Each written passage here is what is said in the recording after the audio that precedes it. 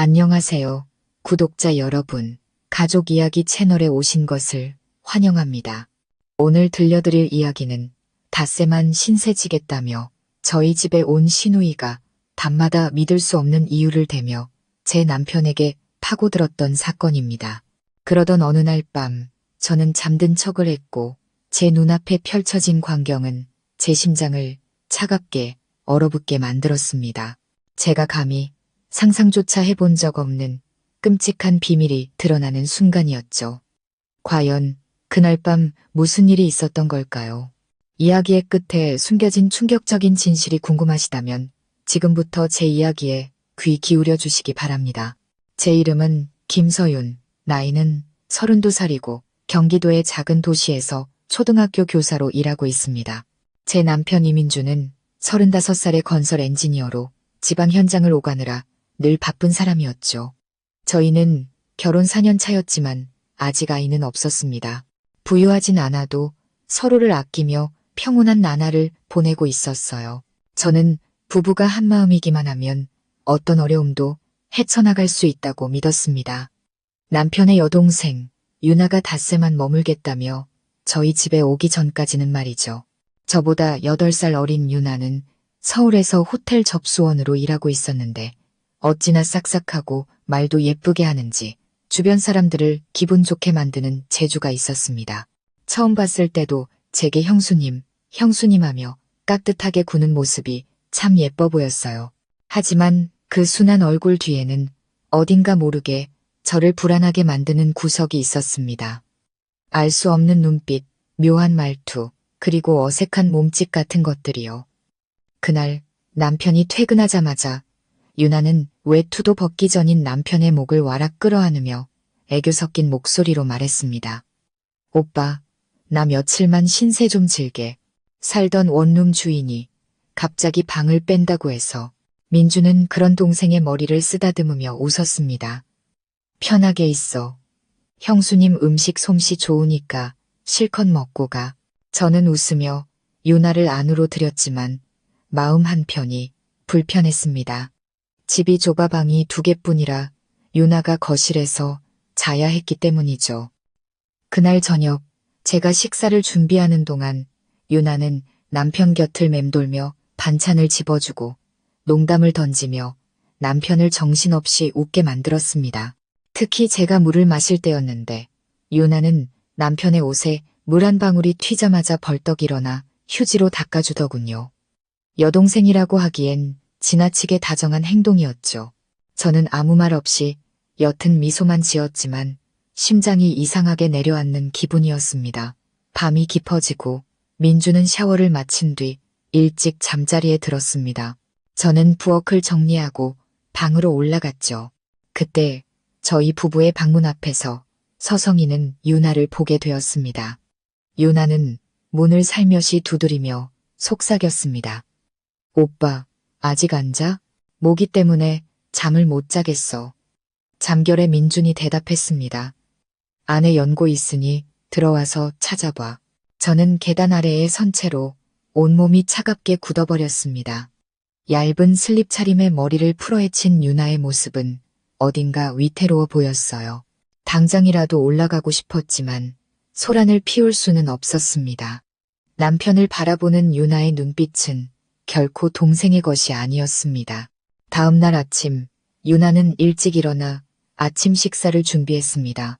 민주는 너 정말 대단하다. 형수님보다 요리를 더 잘하는데 라며 칭찬했죠. 저는 씁쓸한 마음을 감추며 억지로 웃었습니다. 유나는 제게 다가와 애교를 부렸습니다. 형수님 일손 덜어드리려고 한 거예요. 화내지 마세요. 네, 저는 괜찮다며 오히려 도와줘서 기쁘다고 말했습니다. 하지만 온종일 어젯밤의 장면이 머릿속을 떠나지 않았어요. 내가 너무 예민한 걸까? 그래도 남편의 친동생인데 스스로를 다독였습니다. 그날 오후 유나는 민준과 함께 시내에 나가 개인 물품을 사왔습니다.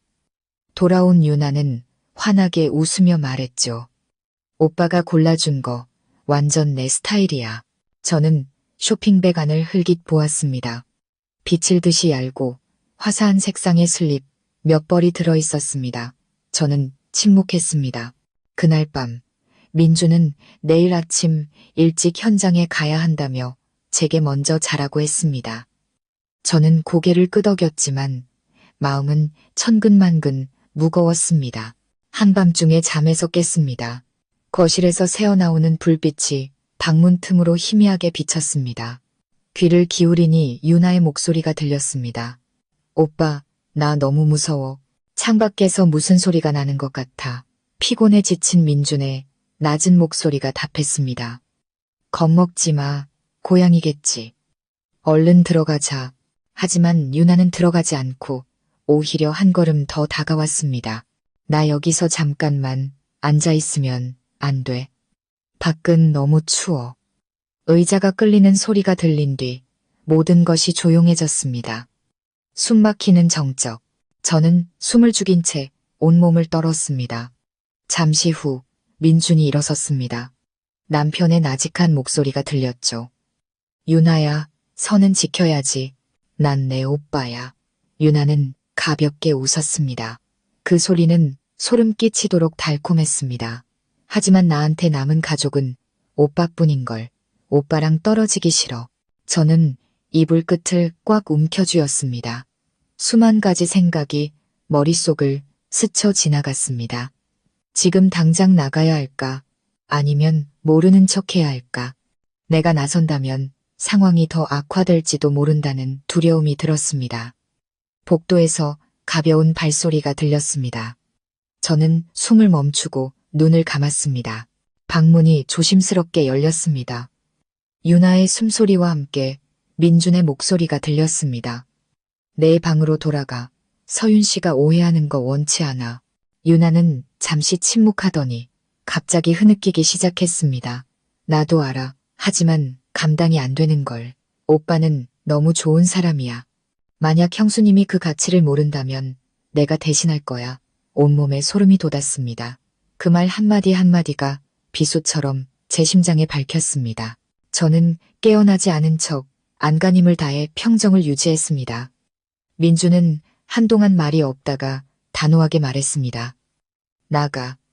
더 이상 아무 말도 하지 마. 문이 닫히는 소리가 들렸습니다. 저는 남편이 의자에 털썩 주저앉으며 깊은 한숨을 내쉬는 소리를 들었습니다. 그날 밤 저는 한숨도 자지 못했습니다. 아침이 되자 유나는 아무 일도 없었다는 듯 행동했습니다. 환하게 웃으며 집을 청소하고 민준을 위해 커피를 내렸죠. 그 모습을 보는 제 속은 부글부글 끓어올랐지만 섣불리 행동할 수는 없었습니다. 유나가 뭘 원하는지 그리고 남편의 진짜 속마음은 무엇인지 정확히 알아야 했습니다.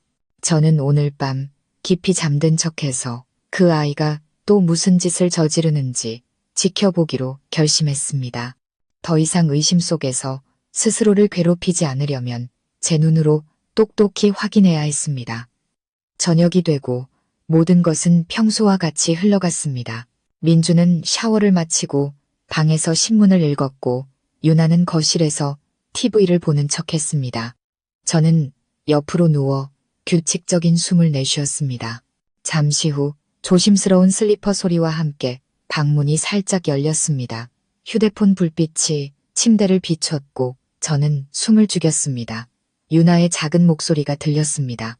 오빠, 형수님 주무셔. 대답은 없었습니다.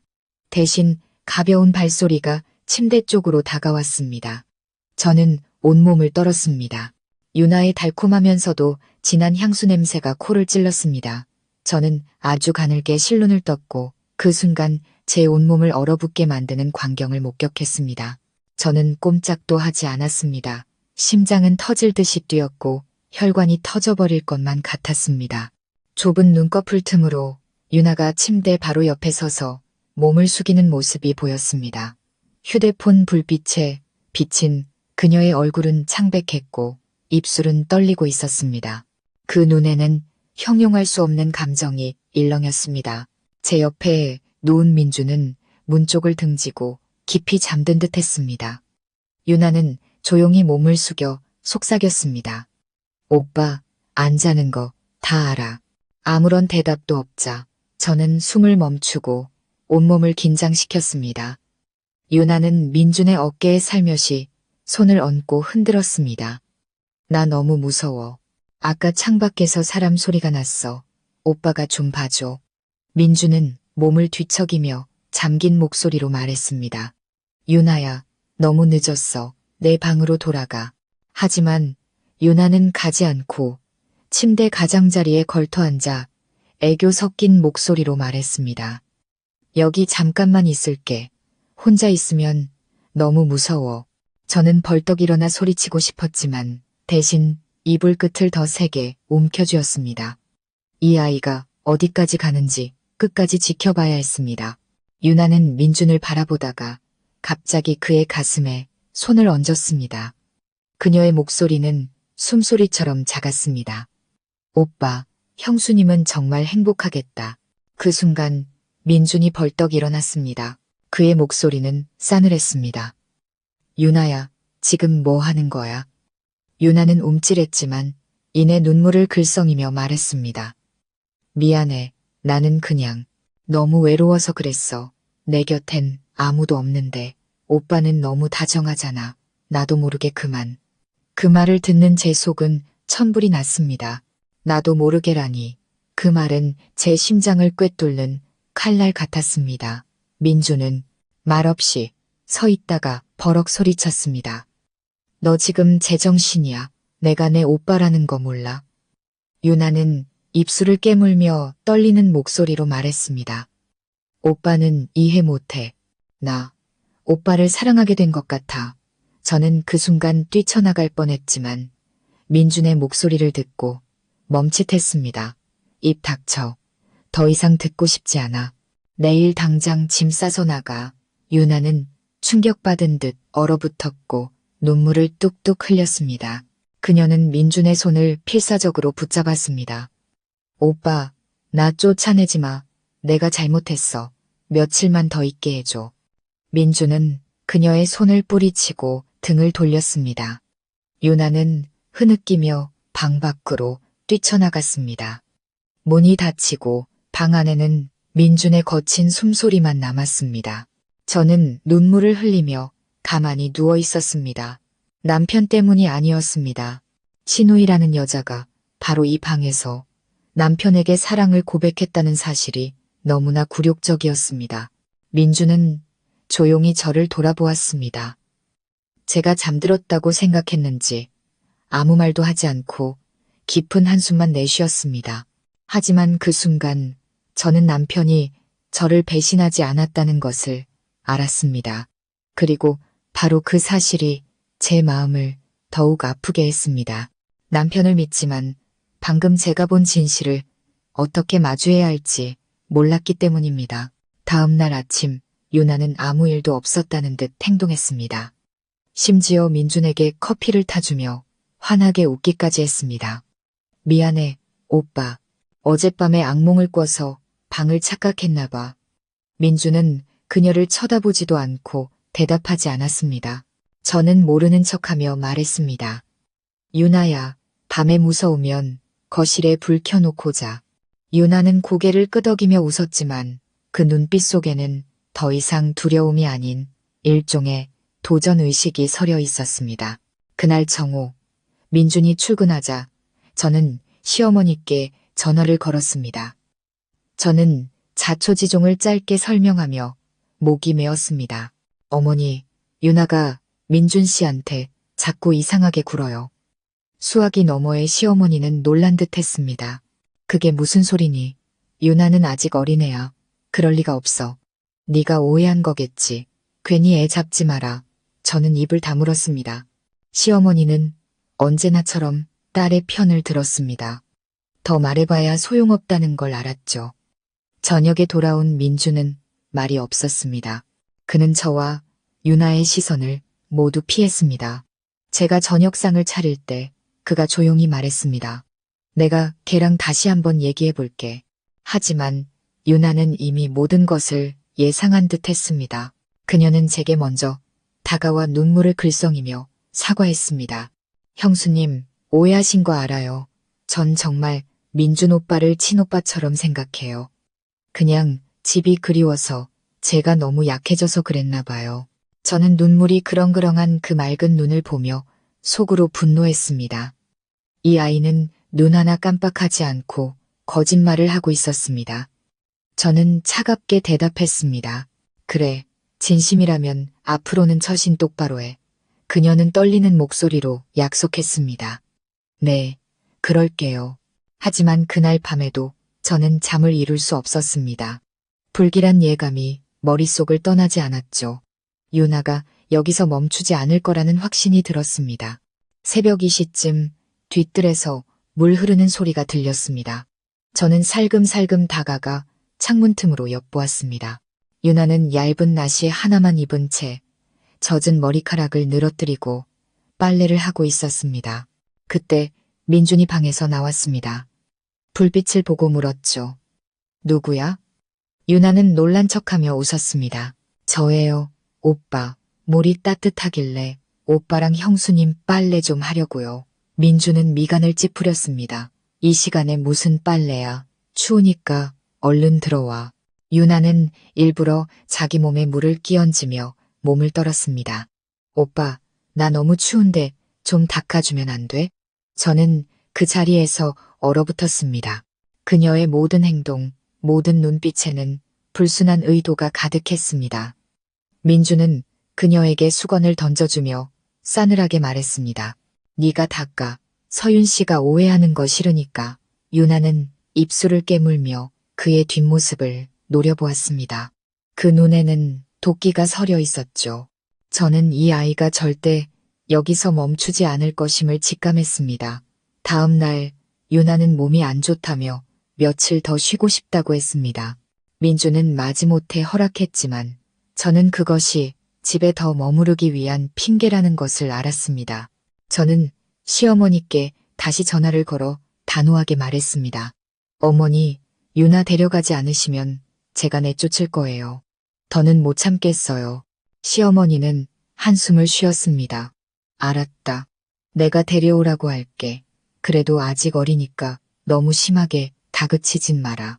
저는 전화를 끊고 안도의 한숨을 내쉬었습니다. 하지만 제가 그날 오후 유나가 그 통화를 전부 엿들었다는 사실을 알 리가 없었죠. 민준이 집을 나서자마자 유나는 제 앞에 섰습니다. 그녀의 눈빛은 섬뜩할 정도로 차가웠고 목소리에는 더 이상 애교가 없었습니다. 형수님, 정말 날 쫓아낼 수 있을 거라고 생각해요? 저는 얼어붙었습니다. 유나는 제게 다가오며 희미하게 웃었습니다. 내가 마음만 먹으면 하룻밤이면 돼요. 형수님은 남편을 영원히 잃게 될 거예요. 저는 말없이 서서 떨리는 손을 감췄습니다. 이 아이는 제가 처음 만났던 그 순한 유나가 아니었습니다. 그 눈에는 계산과 도전 의식이 가득했습니다.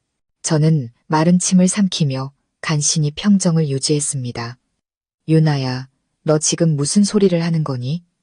네가 무슨 짓을 하고 있는지 알고는 있어. 유나는 비웃었습니다. 물론이죠. 그러니 형수님은 마음의 준비나 하세요. 전 누구에게도 지지 않으니까. 그녀는 그렇게 말하고는 등을 돌려가버렸습니다. 저는 텅 빈 부엌에 홀로 남겨져 망연자실했습니다. 태어나서 처음으로 두려움을 느꼈습니다. 남편을 잃을까봐 두려운 것이 아니었습니다. 자신이 원하는 것을 얻기 위해 무슨 짓이든 할 수 있는 사람과 한 집에 살고 있다는 사실이 공포스러웠습니다. 유나의 협박을 들은 그날 밤 저는 한숨도 잘 수 없었습니다.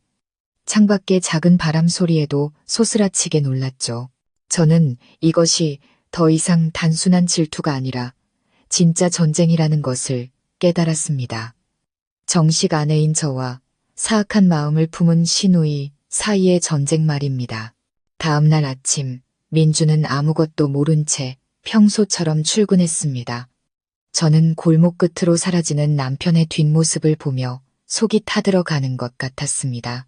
반면 유나는 마치 어젯밤의 협박은 없었다는 듯 우아한 실크 잠옷 차림으로 집 안을 거닐었습니다. 제가 집을 청소하고 있을 때 유나가 다가와 비웃으며 말했습니다. 형수님, 참 부지런하시네요. 여자는 남편 단속 잘해야 해요. 안 그러면 어느 순간 다른 여자한테 뺏길지 모르니까. 저는 고개를 들어 그녀를 차갑게 쳐다보았습니다. 남의 집에 얹혀 사는 주제에 말 함부로 하지 마. 듣기 거북하니까. 유나는 가볍게 웃으며 의미심장한 말을 던졌습니다. 농담인데 뭘 그렇게 예민하게 구세요. 아, 오늘 아침에 민준 오빠가 입고 간 셔츠 제가 다린 거예요. 어때요? 멋있죠? 저는 그 자리에 얼어붙었습니다. 저는 유나에게 남편의 옷을 다려달라고 한 적이 없었습니다. 그런데 그녀는 스스로 그 일을 했고 남편은 아무 의심 없이 그 옷을 입고 나간 것이었습니다. 저는 분노를 삼키며 돌아섰지만 마음속에는 결심이 섰습니다. 유나의 진짜 얼굴을 벗겨낼 증거를 찾아야만 했습니다. 그날 밤 민준이 샤워하는 동안 저는 거실에 휴대폰을 충전하는 척했습니다. 하지만 사실 저는 소파 옆 화분, 침실이 정면으로 보이는 곳에 초소형 카메라를 숨겨두었습니다. 제가 없거나 잠들었을 때 유나가 무슨 짓을 하는지 보고 싶었습니다. 밤새 뒤척이다. 아침이 되어 민준이 출근하자마자 영상을 확인했습니다. 화질은 흐릿했지만 상황을 파악하기엔 충분했습니다. 새벽 2시쯤 유나가 자기 방에서 나와 저희 부부의 침실로 향했습니다. 그녀는 조심스럽게 문을 열고 들어와 침대 가장자리에 앉아 잠든 민준을 바라보다가 그의 가슴에 손을 올렸습니다. 저는 숨이 멎는 것 같았습니다. 심장이 조여오는 것 같았지만 계속해서 영상을 지켜보았습니다.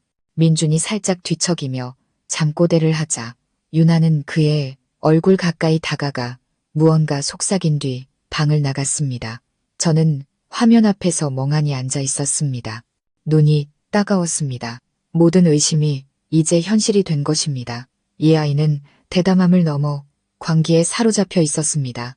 이대로 두면 분명 더 끔찍한 일을 저지를 거라는 확신이 들었습니다. 그날 오후 민준이 돌아왔을 때 저는 아무 말도 하지 않았습니다. 세 사람이 함께 저녁 식탁에 앉을 때까지 기다렸죠. 유나는 여전히 아무 일 없다는 듯 웃고 떠들었습니다. 그녀는 민준에게 반찬을 집어주며 다정하게 말했습니다. 오빠, 내일 또 지방 현장 가. 가면 좋아하는 반찬 해줄 테니 든든하게 먹고 가. 저는 수저를 내려놓고 유나를 똑바로 쳐다보았습니다. 유나야, 네가 생각해도 오빠한테 너무 과하게 구는 것 같지 않니?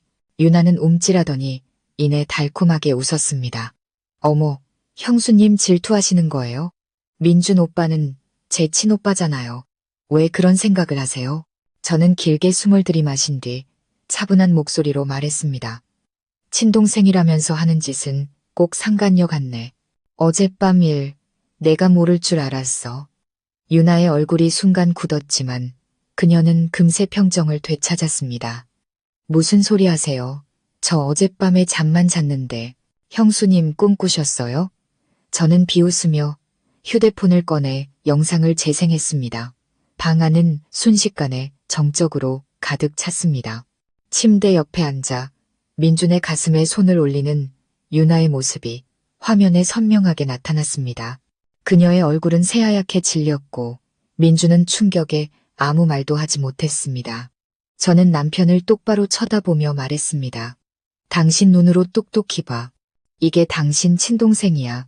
민준은 힘없이 주저앉으며 안경을 벗고 더듬거렸습니다. 유나야, 너 도대체 왜 이런 짓을... 유나는 온몸을 떨다가 갑자기 울음을 터뜨리며 무릎을 꿇었습니다. 죄송해요. 제가 잘못했어요. 제가 무슨 생각을 했는지 모르겠어요. 저는 그냥 오빠를 사랑하게 됐어요. 제 자신을 통제할 수가 없었어요. 민준이 소리쳤습니다. 됐어. 당장 이 집에서 나가. 하지만 유나는 계속 무릎을 꿇고 흐느꼈습니다. 안 갈래요. 오빠는 이해 못해요. 전 어릴 때부터 사랑을 못 받고 자랐어요. 진심으로 저를 챙겨준 사람은 오빠뿐이었단 말이에요. 오빠가 다른 사람 옆에 있는 걸 견딜 수가 없어요. 무겁게 가라앉은 공기 속에서 저는 등골이 오싹해지는 것을 느꼈습니다. 유나는 단순히 질투하는 것이 아니었습니다. 그녀는 정말로 통제 불능 상태였습니다. 민주는 유나의 팔을 거칠게 잡아 끌었습니다. 난 내가 사랑할 수 있는 사람이 아니야. 넌 지금 끔찍한 실수를 저지르고 있는 거라고. 유나가 발버둥치며 소리쳤습니다. 형수만 없었으면 모든 게 달랐을 거예요. 오빠, 그거 알아요? 형수는 오빠한테 아이도 낳아주지 못하고 피곤하게만 하잖아요. 오빠는 더 오빠를 이해해주는 사람이랑 있어야 해요. 저는 그 자리에 얼어붙었습니다. 유나의 모든 말은 제 심장을 조각내는 칼날 같았습니다. 민주는 얼굴이 하얗게 질리더니 그녀의 뺨을 세게 후려쳤습니다. 입 닥쳐. 네가 뭔데 내 아내를 그따위로 말해. 유나는 바닥에 쓰러져 눈물과 함께 흐느꼈습니다. 저는 더 이상 흘릴 눈물조차 없었습니다. 텅 빈 공허함만이 온몸을 감쌌습니다. 잠시 침묵이 흐른 뒤 민준이 제 손을 잡았습니다. 미안해. 걔가 저렇게까지 말할 줄은 몰랐어. 내가 어머니 오시라고 해서 이 문제 확실히 끝낼게. 하지만 그가 전화를 걸기도 전에 유나는 벌떡 일어나 자기 방으로 뛰어들어가 문을 쾅 닫아버렸습니다. 문 잠그는 소리가 들리고 집 안은 소름 끼치도록 조용해졌습니다. 잠시 후 문을 두드리는 소리와 함께 유나의 절망적인 외침이 들렸습니다. 민준 오빠, 만약 날 쫓아내면 나 죽어버릴 거야. 형수 옆에 있는 오빠를 보느니 차라리 죽는 게 나아. 저와 민준은 겁에 질려 2층으로 뛰어 올라갔습니다. 문은 굳게 잠겨 있었습니다. 민준은 문을 세게 두드리며 소리쳤습니다. 유나야, 문 열어. 딴 생각하지 마. 안에서는 물건이 깨지는 소리가 요란하게 들렸습니다. 저는 온몸을 떨며 눈물을 글썽였습니다. 유나야, 제발 진정해. 언니가 부탁할게. 그때 쩍 하는 소리와 함께 문이 열렸습니다. 유나는 방 한가운데에 깨진 유리 조각을 손에 쥔 채 충혈된 눈으로 서 있었습니다. 형수가 내 모든 걸 빼앗아갔어. 내가 사랑하는 사람까지. 저는 뒷걸음질 쳤고 민주는 동생에게 달려들어 손을 붙잡았습니다. 유나야, 그만해. 너 미쳤어. 유리 조각이 바닥에 떨어지며 민준의 손을 베었고 피가 흘러내렸습니다. 유나는 오빠의 손에 묻은 붉은 피를 보고 얼어붙더니 아이처럼 울음을 터뜨렸습니다. 미안해. 일부러 그런 게 아니야. 민주는 동생의 어깨를 감싸 안고 목맨 소리로 말했습니다. 내가 너 엄마한테 데려다 줄게. 넌 치료가 필요해. 유나야. 유나는 고개를 숙이고 흐느꼈습니다. 버려진 아이처럼 서럽게 우는 그녀를 보며 제 마음은 복잡하게 얽혔습니다. 분노는 사라지고 연민만이 남았습니다. 저 아이가 아무리 사악한 마음을 품었더라도 결국은 잘못된 사랑에 길을 잃은 가엾은 존재일 뿐이었습니다. 그 끔찍한 저녁이 지나고 민주는 유나를 친정으로 데려다 주었습니다.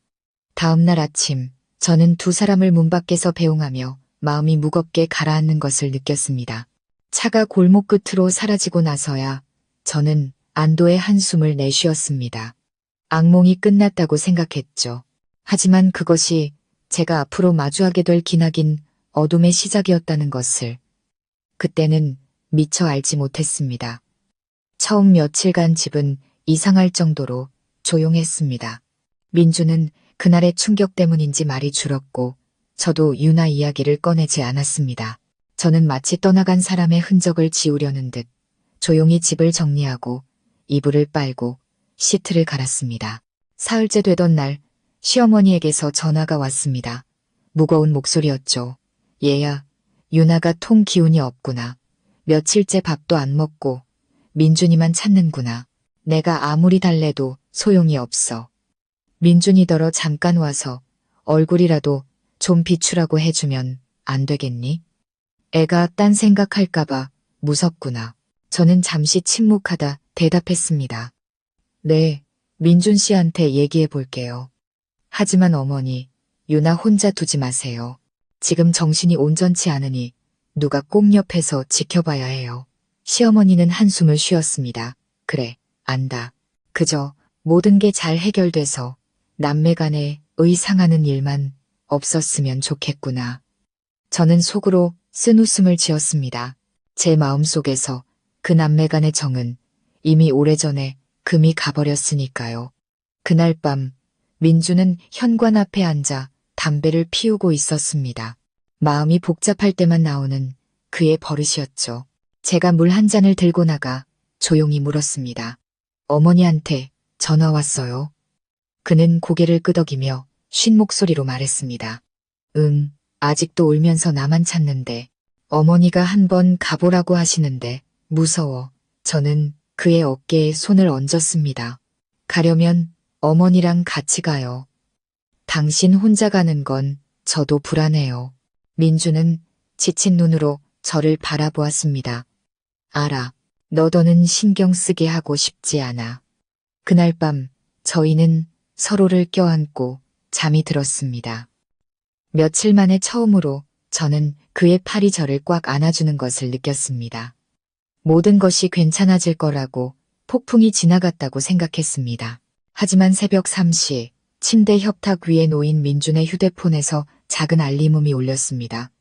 남편은 깊이 잠들어 있었기에 저는 눈을 떴습니다. 화면에서 새어나오는 희미한 불빛이 제 시선을 끌었습니다. 모르는 번호로 온 문자 메시지였습니다. 내용은 단 한 줄. 오빠 잘 자. 보고 싶어.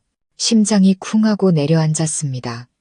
저는 이불 끝을 꽉 쥐고 평정을 유지하려 애썼습니다. 번호는 낯설었지만 보낸 사람이 누구인지는 명백했습니다. 저는 조용히 휴대폰을 들어 이전 메시지 기록을 확인했습니다. 모든 기록이 삭제되어 있었습니다.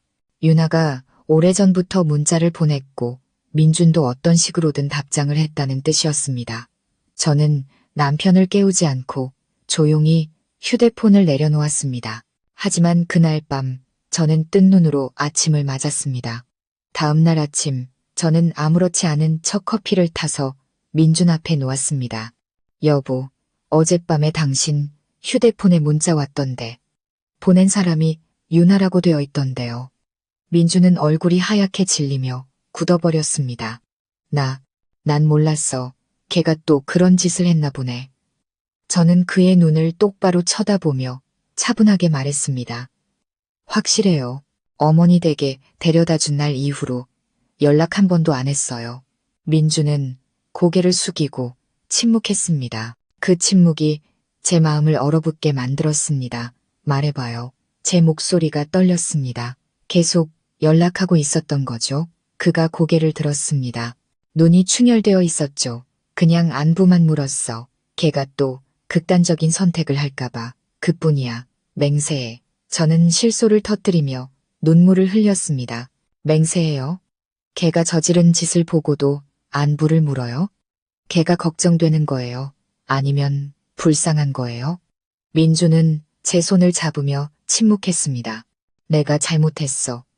그냥 더는 비극이 없었으면 해서 그랬어. 걔를 사랑하는 게 아니야. 날 믿어줘.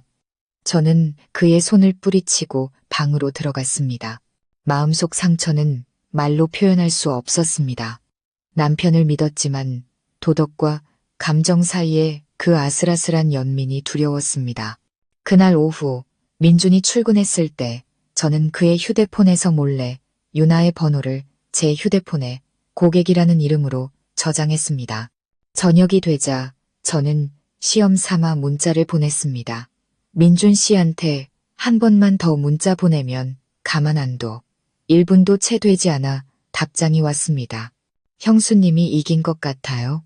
오빠는 여전히 제 문자에 답장해요. 형수만 모를 뿐이지. 저는 그 자리에 얼어붙었습니다. 모든 것이 무너져 내리는 기분이었습니다. 배신감이 수백 개의 바늘이 되어 저를 찔렀습니다.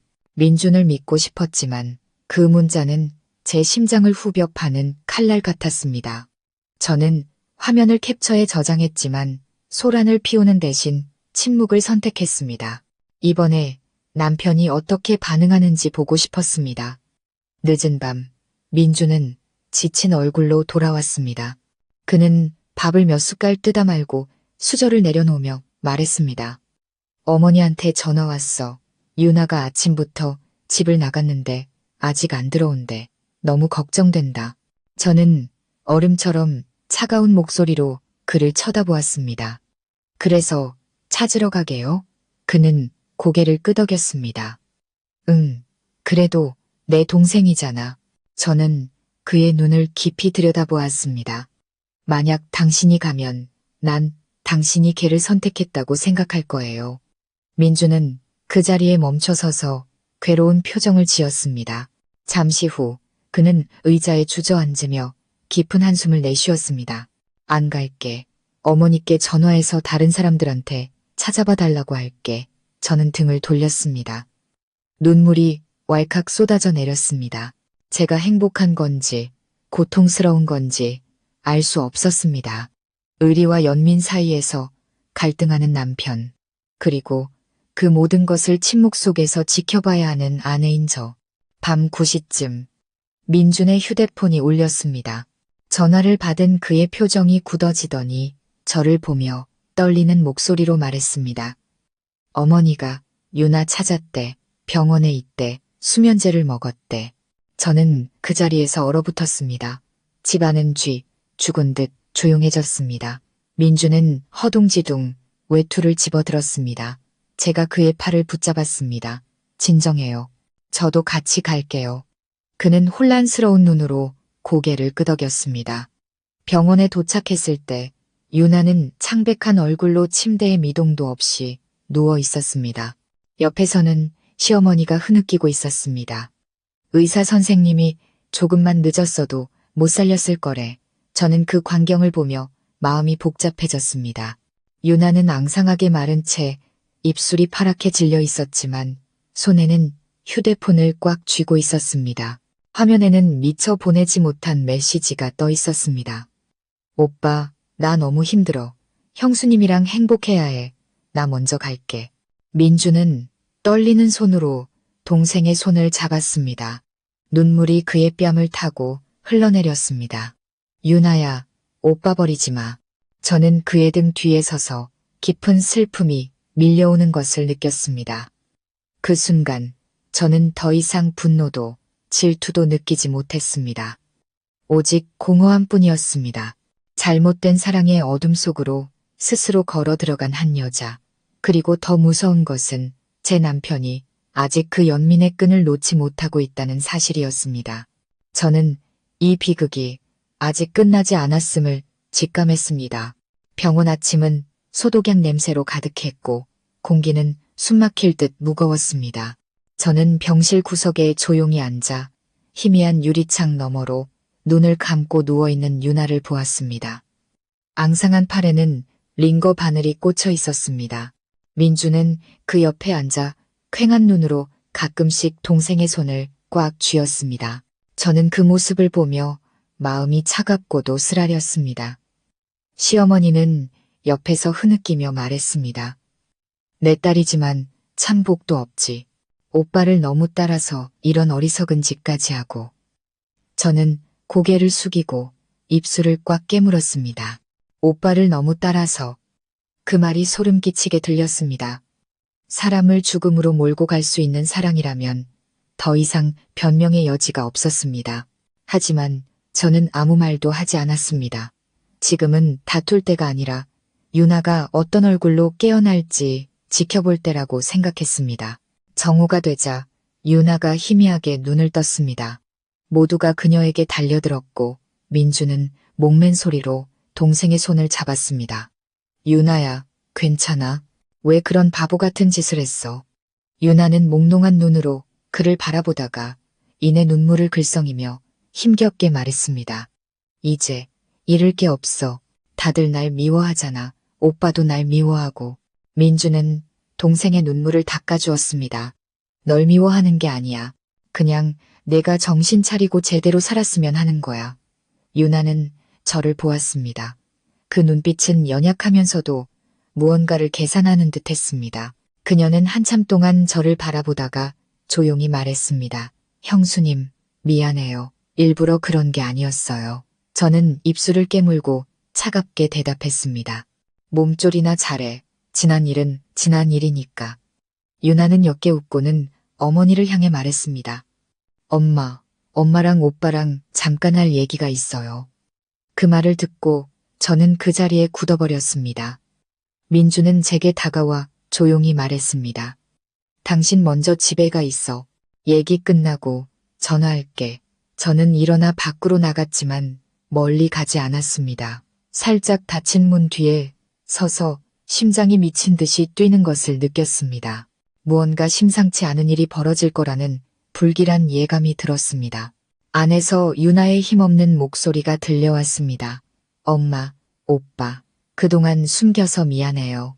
제가 이런 짓을 한 건 미쳐서가 아니에요. 저 임신했어요. 시어머니가 비명을 질렀습니다. 뭐라고 했니? 유나야. 저는 그 자리에 얼어붙었습니다. 머릿속이 하얘지고 심장이 멎는 것 같았습니다. 민주는 벌떡 일어나 떨리는 목소리로 말했습니다. 유나야, 헛소리하지 마. 엄마 놀라시잖아. 유나는 눈물을 쏟아내며 울부짖었습니다. 헛소리 아니야. 사실이야. 임신 2개월이 넘어. 나 이제 어떻게 해야 할지 모르겠어. 시어머니는 얼굴이 새하얗게 질려 의자에 주저앉았고 민주는 마치 벼락이라도 맞은 듯 몇 걸음 뒤로 물러섰습니다. 저는 당장이라도 문을 박차고 들어가고 싶었지만 발이 바닥에 붙어버린 듯 움직일 수 없었습니다. 방 안에서 들려오는 모든 소리가 제 심장을 난도질했습니다. 그 아이, 아빠가 누구야? 민준이 으르렁거리듯 물었습니다. 유나는 얼굴을 감싸 쥐고 울었습니다. 오빠야. 방 안의 공기가 얼어붙었습니다. 저는 한 걸음 또 한 걸음 뒤로 물러섰습니다. 심장이 산산조각 나는 것 같았습니다. 시어머니가 절규했습니다. 네가 지금 제정신이야. 미쳤어? 유나는 울면서 말을 이었습니다. 나 안 미쳤어. 그날 나 술에 취해 있었는데 오빠가 내 방에 왔었잖아. 무슨 일이 있었는지 기억이 안 나. 아침에 일어나 보니까 민준이 목이 맨 소리로 소리쳤습니다. 거짓말하지 마. 난 내 몸에 손댄 적 없어. 날 모함하지 마. 유나야. 유나도 지지 않고 소리쳤습니다. 그럼 그날 아침에 오빠 셔츠가 왜 내 방에 있었는데? 왜 내 침대에서 오빠 향수 냄새가 났는데? 저는 그 자리에 멈춰 섰습니다. 그 향수는 작년 제 생일에 민준에게 선물한 것으로 남편만 쓰는 것이었습니다. 저는 문을 열고 안으로 들어갔습니다. 세 사람 모두 저를 보고 얼굴이 새하얗게 질렸습니다. 저는 유나를 보며 강철처럼 차가운 목소리로 말했습니다. 증거 있어? 아니면 또 이 가정을 망가뜨리려고 거짓말하는 거야? 유나는 흐느꼈습니다. 증거는 필요 없어. 난 무슨 일이 있었는지 아니까. 민주는 그 자리에 못 박힌 듯 서서 충혈된 눈으로 말했습니다. 맹세할게. 난 절대 그런 짓 안 했어. 저 애가 거짓말하는 거야. 저는 남편을 보았습니다. 분노, 원망, 혼란, 그리고 두려움. 수만 가지 감정이 제 안에서 휘몰아쳤습니다. 시어머니는 머리를 감싸쥐고 울부짖었습니다. 하늘도 무심하시지. 우리 집에 왜 이런 일이. 그때 의사가 들어와 조용히 말했습니다. 환자분 안정이 필요합니다. 다들 밖으로 나가주세요. 소란 피우지 마시고요. 민주는 저를 데리고 병실 밖으로 나왔습니다. 그는 제 손을 꽉 잡고 떨리는 목소리로 말했습니다. 날 믿어야 해. 난 아무 잘못도 없어. 저는 그의 눈을 똑바로 쳐다보았습니다. 그럼 오빠 향수 냄새는 뭐고, 오빠 셔츠는 왜 걔 방에 있었던 건데요? 민주는 움찔하더니 황급히 말했습니다. 그건 아마 걔를 엄마 집에 데려다 줄 때 깜빡하고 두고 왔나 봐. 걔 말 믿지 마. 유나는 지금 아파. 저는 아무 말도 하지 않고 등을 돌려 가버렸습니다. 지금 어떤 변명도 제게는 무의미하게 들렸습니다. 그날 밤 저는 혼자 집으로 돌아왔습니다. 현관 밖에는 비가 추적추적 내렸고 양철 지붕 위로 떨어지는 빗방울 소리는 마치 제 심장을 찌르는 쇠붙이 소리 같았습니다. 저는 바닥에 주저앉아 벽에 걸린 결혼 사진을 보았습니다. 몇 년 전 환하게 웃고 있던 두 사람의 모습이 지금은 잔인한 농담처럼 보였습니다. 휴대폰이 울렸습니다. 유나가 예전에 보냈던 그 낯선 번호였습니다. 이제 아셨어요? 하늘은 형수님 편이 아니에요. 저는 휴대폰을 바닥에 내던졌습니다. 눈물이 터져 나왔고 분노가 목구멍까지 차올랐습니다.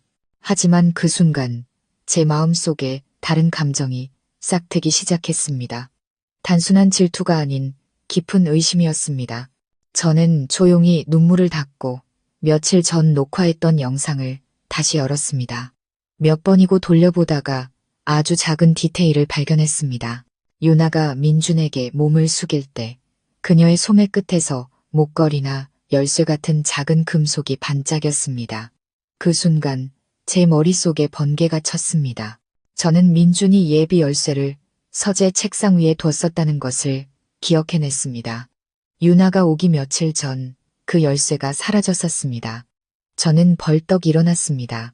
만약 제 생각이 맞다면 유나는 모든 것을 계획했고 심지어 가짜 증거까지 만들어냈을 가능성이 있었습니다.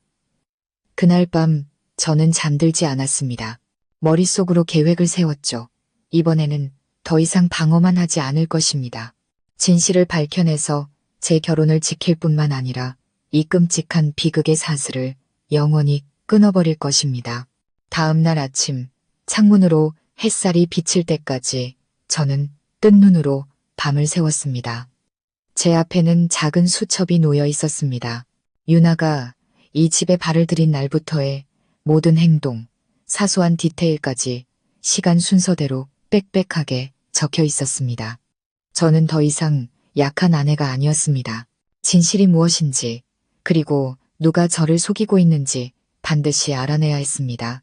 민준이 헬쑥한 얼굴로 집에 돌아왔습니다. 그는 의자에 앉아 조용히 말했습니다. 유나는 괜찮아. 의사가 내일 퇴원해도 된대. 저는 대답하지 않았습니다. 그는 저를 보며 슬픈 목소리로 말했습니다. 아직 화난 거 알아. 하지만 날 믿어줘. 난 정말 아무 잘못도 없어. 저는 그를 차갑게 쳐다보았습니다. 약속은 필요 없어요. 증거가 필요해요. 민주는 한숨을 쉬며 두 손에 얼굴을 묻었습니다. 나도 너무 지쳐, 서윤아. 저는 마음이 흔들렸지만 등을 돌렸습니다. 더 이상 약해져선 안 됐습니다. 유나에게는 아직 꺼내지 않은 카드가 남아있을 것이고 저는 그녀가 먼저 공격하게 놔두지 않을 작정이었습니다. 점심때 민준이 집을 비운 사이 저는 병원에서 간호사로 일하는 친구 지혜에게 몰래 전화를 걸었습니다. 예전에 그녀가 어려울 때 제가 도와준 적이 있었죠. 저는 유나가 임신했다고 주장하는 이야기를 간략하게 설명하고 진짜 진료 기록을 확인해달라고 부탁했습니다. 지혜는 잠시 침묵하다가 조용히 말했습니다. 만약 그 사람이 진짜 여기서 진료를 받았다면 초음파 기록이랑 혈액 검사 결과가 있을 거야. 내가 한번 알아볼게. 하지만 이건 비밀로 해야 해. 저는 조용히 대답했습니다. 응, 너만 알고 있어. 오후에 지혜에게서 문자가 왔습니다. 언니, 찾았어. 이유나라는 환자는 수면제 과다 복용으로 입원했지만 산부인과 진료 기록은 전혀 없어. 혈액 검사 결과도 음성이야. 그 여자 거짓말한 거야. 저는 휴대폰을 꽉 쥐었습니다. 기쁨 때문인지 분노 때문인지 모를 눈물이 흘렀습니다. 이제 모든 것이 명확해졌습니다. 유나는 임신하지 않았고 모든 것을 꾸며낸 것이었습니다. 하지만 저는 아직도 유나가 왜 민준을 이 지경까지 몰아넣으려 하는지 이해할 수 없었습니다. 그것은 더 이상 사랑이 아니라 증오였습니다. 저는 지혜가 보내준 결과지를 인쇄해 봉투에 넣어 책상 위에 두었습니다. 저녁에 민준이 돌아왔을 때 저는 말했습니다. 내일 병원에 가야겠어요. 그는 놀란 듯 했습니다. 또 걔를 만나려고? 저는 조용히 대답했습니다. 싸우러 가는 게 아니에요. 끝내러 가는 거예요. 민주는 한참 말이 없다가 고개를 끄덕였습니다. 다음 날 아침 저는 남편과 함께 병원으로 갔습니다. 유나는 침대에 등을 기댄 채 앉아 있었는데 머리를 풀어헤친 모습이 몹시 연약해 보였습니다. 저를 보자 그녀는 지친 미소를 지었습니다. 형수님, 문병 오셨네요. 감동이에요. 저는 의자를 끌어당겨 앉아 그녀를 똑바로 쳐다보았습니다. 몸은 좀 괜찮아? 유나는 작은 목소리로 대답했습니다. 네, 괜찮아요. 모든 게 죄송해요. 제가 정말 미쳤었나 봐요. 저는 그녀를 보며 차분한 눈빛으로 말했습니다. 유나야, 만약 진심으로 뉘우치고 있다면 솔직하게 말해. 네가 말한 그 아이 정말 있는 거니? 유나는 굳어버렸다가 억지로 미소를 지었습니다. 거짓말 아니에요. 의사 선생님이 임신 초기라고 하셨어요. 저는 그녀 앞에 봉투를 놓으며 또박또박 말했습니다. 이건 네 혈액 검사 결과랑 진료 기록이야. 음성, 임신 아님. 이제 설명해봐. 유나의 얼굴이 새하얗게 질리고 입술이 파르르 떨렸습니다. 당황한 기색이 역력했지만 이내 그녀는 웃음을 터뜨렸습니다. 그 웃음소리에 저는 소름이 돋았습니다. 형수님, 정말 똑똑하시네요. 그런데 그거 알아요? 가정을 파탄내는데 꼭 진짜 임신이 필요한 건 아니에요. 저는 그 자리에 얼어붙었습니다. 유나는 저를 보며 도전적인 눈빛으로 말했습니다. 이 종이 한 장으로 남편을 지킬 수 있을 것 같아요. 민준 오빠는 날 아껴요. 그건 형수님도 부정 못할걸요. 저는 깊게 숨을 들이마시고 그녀를 똑바로 쳐다보았습니다. 동정은 사랑이 아니야. 그리고 넌 지금 내 집착으로 스스로를 파멸시키고 있는 거야. 유나가 비웃었습니다. 말은 잘하시네요. 근데 정말 자신 있어요? 만약 제가 이 사진을 공개하면 세상 사람들이 오빠가 결백하다고 믿어줄까요? 심장이 멎는 것 같았습니다. 저는 눈을 가늘게 떴습니다. 무슨 사진? 유나는 서랍에서 휴대폰을 꺼내 화면을 보여주었습니다. 거기에는 민준이 유나의 침대 옆에 앉아 그녀의 손을 잡고 있는 사진이 있었습니다. 희미한 조명 때문에 누가 봐도 오해할 만한 장면이었죠. 이건 오빠가 수면제 먹기 전날 밤에 간호해줄 때 찍은 거예요. 여기에 연약한 처제 앞에서 무너진 한 남자라는 제목만 달면 사람들이 뭐라고 생각할까요? 등골이 오싹해졌습니다. 유나는 모든 것을 미리 준비해 두었습니다. 그녀는 미친 게 아니었습니다. 모든 것을 치밀하게 계산하고 있었습니다. 민주는 휴대폰을 빼앗아 사진을 삭제하며 소리쳤습니다. 그만해, 유나야. 넌 더 이상 내가 알던 동생이 아니야. 유나는 미친 듯이 웃었습니다. 목소리가 기괴하게 뒤틀렸죠. 내가 알던 동생. 처음부터 오빠가 진짜 내 모습을 알기나 했어요. 오빠는 날 동생으로 봤지만 난 단 한 번도 오빠를 오빠로 본 적 없어요. 저는 일어나 손에 든 봉투를 꽉 쥐었습니다. 넌 선을 넘었어.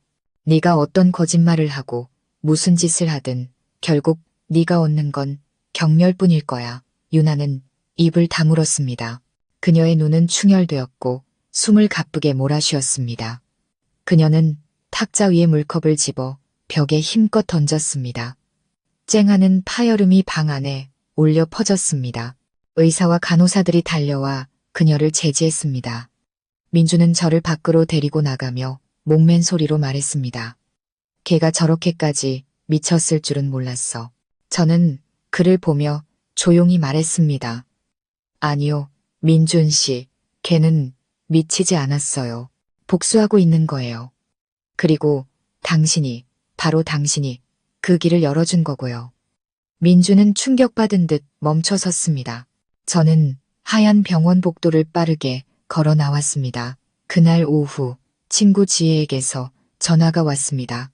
그녀의 목소리는 다급했습니다. 언니, 그 이유나라는 여자 방금 병원에서 도망쳤어. 저는 그 자리에 굳어버렸습니다. 심장이 쿵쾅거렸죠. 언제? 1시간쯤 전에 퇴원 서류에 가짜 서명을 하고 사라졌대. 저는 의자에 주저앉았습니다. 식은땀이 등줄기를 타고 흘렀습니다. 모든 것이 원점으로 돌아간 것 같았습니다. 하지만 이번에는 유나가 더 이상 철없는 소녀가 아니라는 것을 알았습니다. 그녀는 이제 정말 위험한 존재가 되어 있었습니다. 저녁에 민준이 돌아왔습니다. 문을 열자마자 다급하게 물었죠. 들었어? 유나 실종됐대. 어머니가 울면서 전화하셨어. 경찰도 찾고 있대. 저는 그를 보며 얼음처럼 차가운 목소리로 말했습니다. 찾을 필요 없어요. 알아서 나타날 거예요. 하지만 이번에는 불쌍한 모습으로 돌아오지 않을 거예요. 민주는 두려움과 무력감이 뒤섞인 눈으로 저를 바라보았습니다. 밖에서는 비가 내리기 시작했고 바람이 창틈으로 스며들어 소름 끼치는 냉기를 몰고 왔습니다. 저는 더 거대한 폭풍이 다가오고 있음을 직감했습니다. 유나가 병원에서 도망친 후 이틀 동안 저희 집은 지옥과 같았습니다. 시어머니는 계속 우셨고 민주는 넋나간 사람처럼 지냈으며 저는 한숨도 잘 수 없었습니다. 전화벨이 울릴 때마다 불길한 예감에 심장이 철렁 내려앉았죠. 그리고 제가 가장 두려워하던 일이 마침내 일어났습니다. 그날 아침 제가 식사를 준비하고 민준이 커피를 타고 있을 때 그의 옛 친구들 단체 채팅방에서 알림이 울렸습니다. 한 친구가 링크와 함께 차가운 메시지를 보냈습니다. 민준아, 이게 어떻게 된 거냐? 이 영상 지금 인터넷에 다 퍼졌어. 민준이 휴대폰을 열었고 불과 몇 초 만에 그의 얼굴이 새하얗게 질리고 손이 떨리기 시작했습니다. 제가 다가가 화면을 보았습니다. 그것은 저희 집 거실에서 찍힌 1분 미만의 짧은 영상이었습니다. 조명은 어두웠고 카메라는 비스듬히 놓여 있었지만 영상은 충분히 선명했습니다. 민주는 소파에 누워 있었고 유나는 그의 옆에 앉아 어깨에 머리를 기대고 있었습니다. 그 구도에서는 두 사람이 껴안고 있는 것처럼 보일 수밖에 없었죠. 영상 속에서 유나의 목소리가 희미하게 들렸습니다. 오빠, 나 오빠 보고 싶었어. 나 버리지 마. 민준의 목소리는 작았지만 똑똑히 들렸습니다. 유나야, 내 방으로 돌아가. 서윤 씨가 보면 안 돼. 그 한마디는 모든 사람이 오해하기에 충분했습니다. 저는 그 자리에 얼어붙었고 온몸이 마비되는 것 같았습니다. 민주는 휴대폰을 내던지며 머리를 감싸 쥐었습니다. 세상에 누가 이런 걸 찍은 거야. 저는 그를 보며 목맨 소리로 말했습니다. 누구냐고요? 유나 말고 누가 우리 집에 카메라를 설치할 수 있겠어요? 민주는 비틀거리며 쓰러질 뻔했습니다. 저는 휴대폰을 집어들었습니다. 그 영상은 이미 각종 커뮤니티와 SNS로 퍼져나가고 있었습니다. 각 게시물 아래에는 수백 개의 악의적인 댓글이 달려 있었습니다. 현대판 막장 드라마네 처제랑 형부라니 아내만 불쌍하다. 뿔난 줄도 모르고 요즘 세상에 못 믿을 거 하나 없네. 저는 한 줄 한 줄 읽을 때마다 누군가 제 심장을 쥐어짜는 것 같았습니다. 굴욕감이 목구멍까지 차올랐습니다. 민준이 절규했습니다. 맹세해. 난 아무 잘못도 없어. 걔가 몰래 찍어서 악의적으로 편집한 거야. 저는 머리를 감싸쥐고 눈물을 뚝뚝 흘렸습니다. 하지만 이제 누가 당신 말을 믿어주겠어요. 세상 사람들은 자기들이 본 것만 믿는다고요. 마당에서 시어머니의 목소리가 들렸습니다. 민준아, 친척들이 다 전화해서 난리다. 너 도대체 무슨 짓을 한 거냐? 민준은 얼굴을 감싸쥔 채 바닥에 주저앉았습니다. 저는 그를 보며 가여워해야 할지, 화를 내야 할지조차 알 수 없었습니다.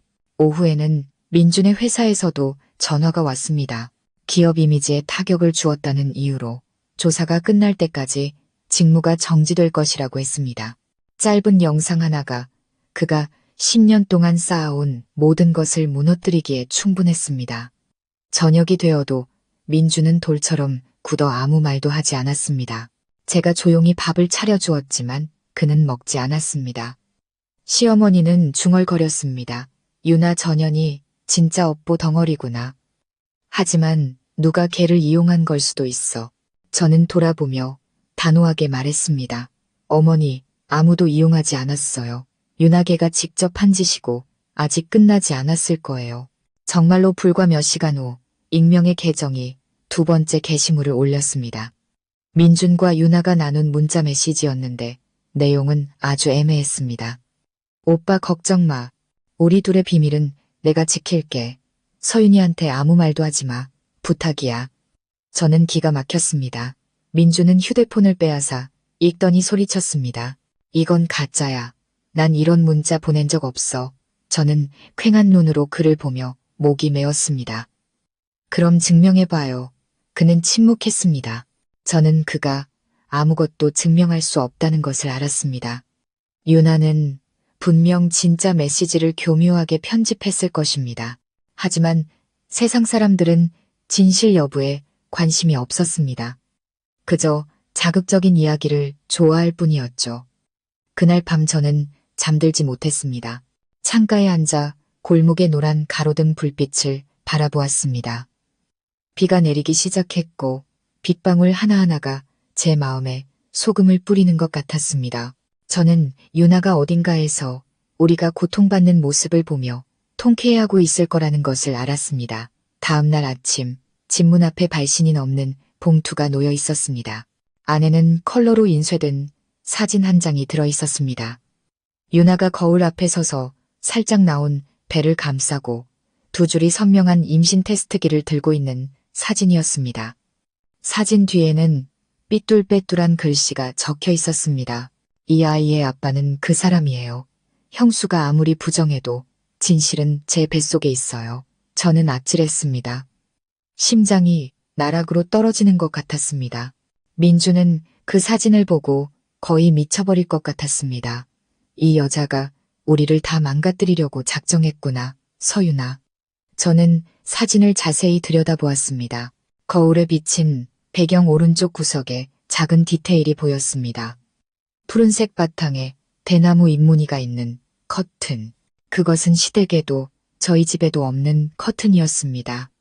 유나가 저희 집에 오기 전 살던 원룸의 커튼이었습니다. 저는 그제야 깨달았습니다.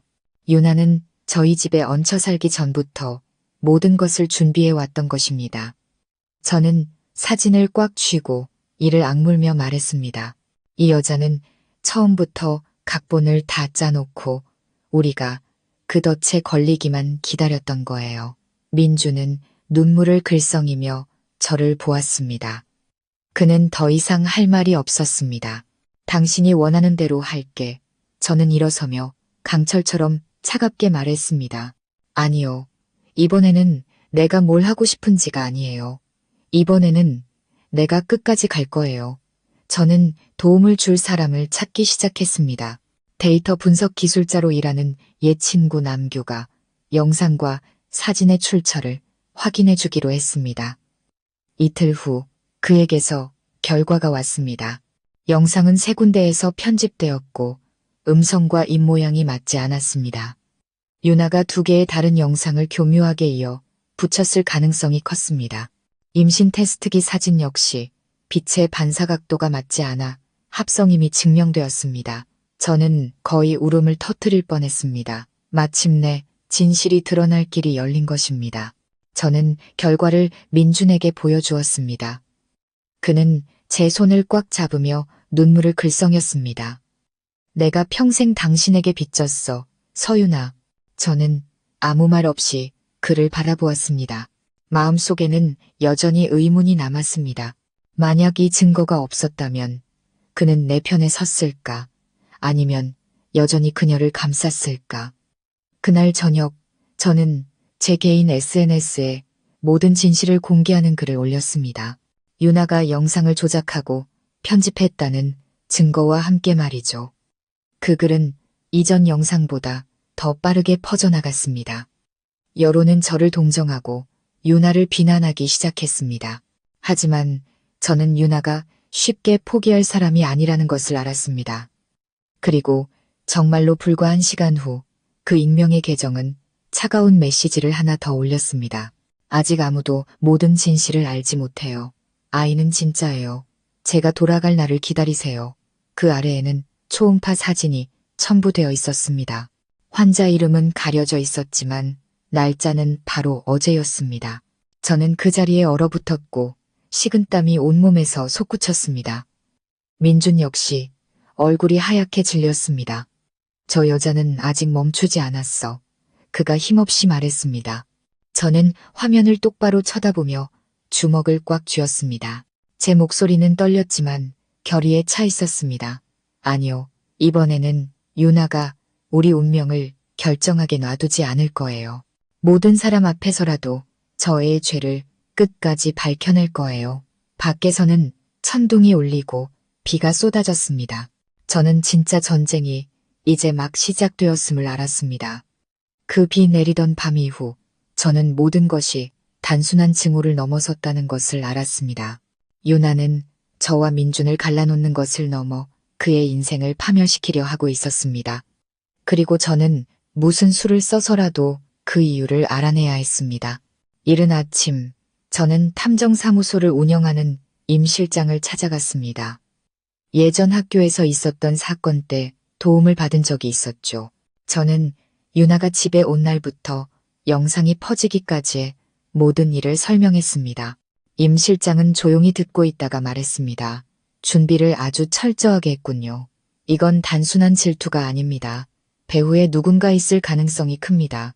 일주일만 주십시오. 이 여자의 뿌리부터 찾아내겠습니다. 저는 고개를 끄덕이며 주먹을 꽉 쥐었습니다. 진실만 알려주세요. 그게 아무리 잔인하더라도요. 사흘 후 임 실장에게서 전화가 왔습니다. 그의 목소리는 낮게 가라앉아 있었죠. 김서윤 씨, 마음의 준비를 하셔야겠습니다. 한 번도 들어보지 못했던 이야기가 있을 겁니다. 저는 집 근처 작은 카페에서 그를 만났습니다. 제가 도착했을 때 그는 이미 두꺼운 서류철을 앞에 두고 앉아 있었습니다. 그의 눈빛은 진지했습니다. 이유나라는 여성, 시댁에서 알고 있는 그런 사람이 아닙니다. 저는 미간을 찌푸렸습니다. 그게 무슨 말씀이세요? 임 실장은 서류철을 열어 제 쪽으로 밀었습니다. 안에는 출생증명서, 학접부, 그리고 입양 확인서가 있었습니다. 저는 수양녀 이유나, 양부 이진호, 양모, 김미자라는 글자를 보고 그 자리에 얼어붙었습니다. 김미자는 시어머니의 이름이었습니다. 저는 고개를 들고 목이 맨 소리로 물었습니다. 그럼 유나는 민준 씨의 친동생이 아니란 말인가요? 임 실장은 고개를 끄덕였습니다. 맞습니다. 입양된 딸입니다. 그리고 한 가지 더. 유나의 친모는 과거 시어머니 댁에서 가정부로 일하다가 금품절도 사건 이후 쫓겨났습니다. 어린 유나는 그 모든 것을 목격했고요. 온몸에 소름이 돋았습니다. 이야기가 조금씩 맞춰지기 시작했습니다.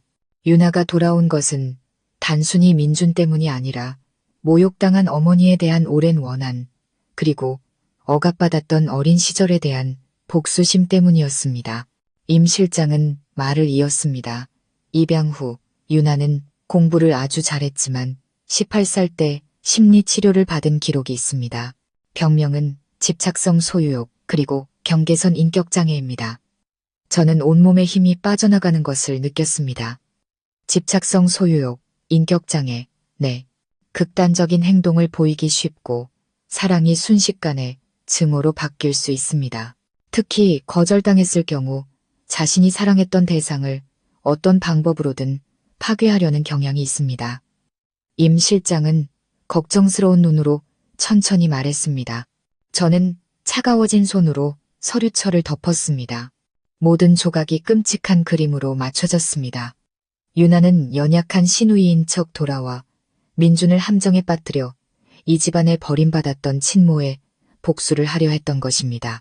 저는 창밖을 보았습니다. 또다시 비가 내리고 있었습니다. 제 머릿속에는 단 하나의 생각만이 맴돌았습니다. 지금 당장 끝내지 않으면 저 아이는 모든 것을 파괴할 것이다. 그날 오후 저는 서류를 민준에게 보여주었습니다. 그는 한참 동안 말없이 앉아 있었습니다. 얼굴이 새하얗게 질렸죠. 세상에, 어머니가 평생 이 사실을 나한테 숨기셨구나. 저는 그의 손을 꽉 잡았습니다.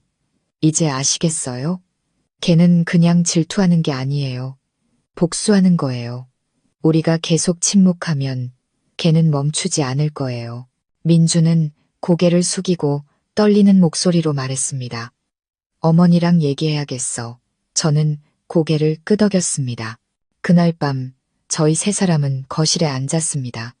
모든 이야기를 들은 시어머니는 얼굴이 하얗게 질리고 손을 떨었습니다. 그녀는 더듬거리며 말했습니다. 내가 너희들 충격받을까봐 숨겼다. 유나는 입양한 아이가 맞아. 그 애가 너무 불쌍해서 데려왔는데 이렇게 될 줄은. 민주는 테이블을 세게 내리치며 목맨 소리로 말했습니다.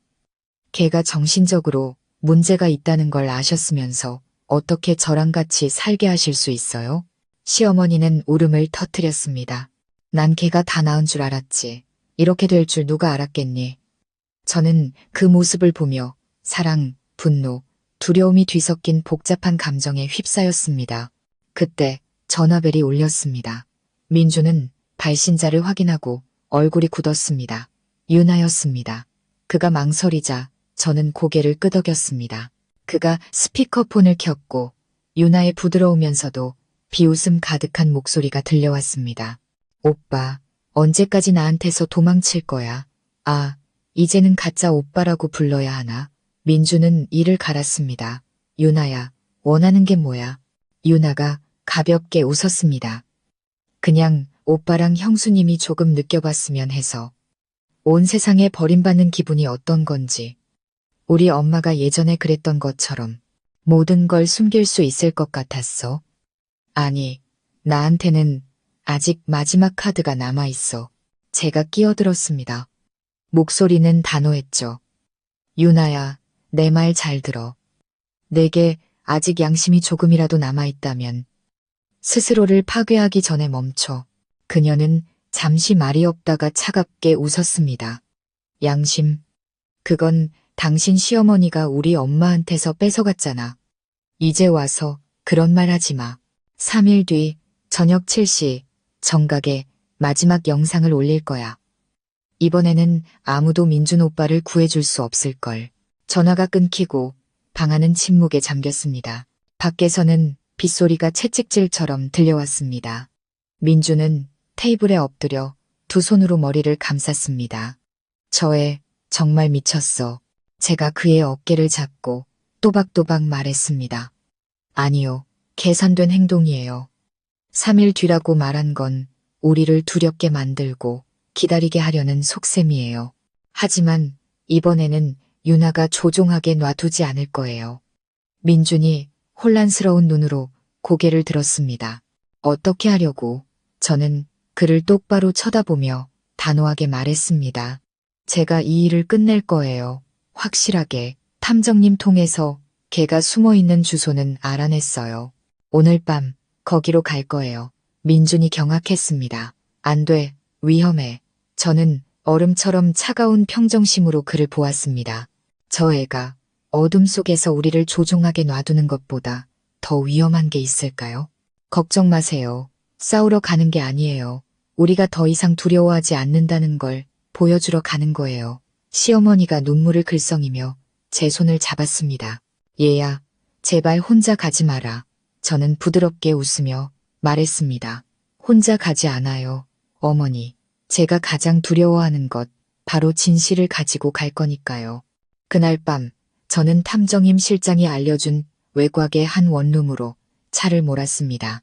그 방은 좁은 골목 끝에 있었고 창문에서는 희미한 노란 불빛이 새어나오고 있었습니다. 저는 가까이 다가갔습니다. 심장이 세차게 뛰었죠. 문은 살짝 열려 있었습니다. 저는 조심스럽게 문을 밀었습니다. 방 안에는 유나가 바닥에 앉아 있었습니다. 앞에는 노트북이 열려 있었고 화면에는 영상 업로드 창이 떠 있었습니다. 옆에는 신경안정제와 낡은 초음파 사진이 놓여 있었죠. 그녀가 고개를 들었습니다. 눈이 붉게 충혈되어 있었습니다. 오셨네요? 오실 줄 알았어요. 제가 조용히 말했습니다. 유나야, 이제 그만해. 넌 누구에게도 빚진 게 없어. 오직 너 자신에게 빚지고 있을 뿐이야. 유나가 비웃었습니다. 여전히 연기는 잘하시네요. 하지만 너무 늦었어요. 이 영상은 정확히 7시에 올라갈 거예요. 민준 오빠가 우리 엄마를 죽게 만든 원흉이라는 걸 모두가 알게 되겠죠. 저는 그 자리에 멈춰 섰습니다. 뭐라고? 유나가 말은 웃음을 지었습니다. 맞아요. 그 해에 우리 엄마가 그 집에서 쫓겨나고 빗속에서 용서를 빌었어요. 그때 민준 오빠는 겨우 18살이었지만 우리 엄마를 쫓아내면서 도둑년은 여기 있을 자격이 없다고 했어요. 그날 밤 우리 엄마는 길에서 사고로 돌아가셨죠. 저는 그 자리에 얼어붙었습니다. 유나는 목이 맨 소리로 눈물을 흘렸습니다. 난 맹세했어요. 반드시 그 대가를 치르게 하겠다고.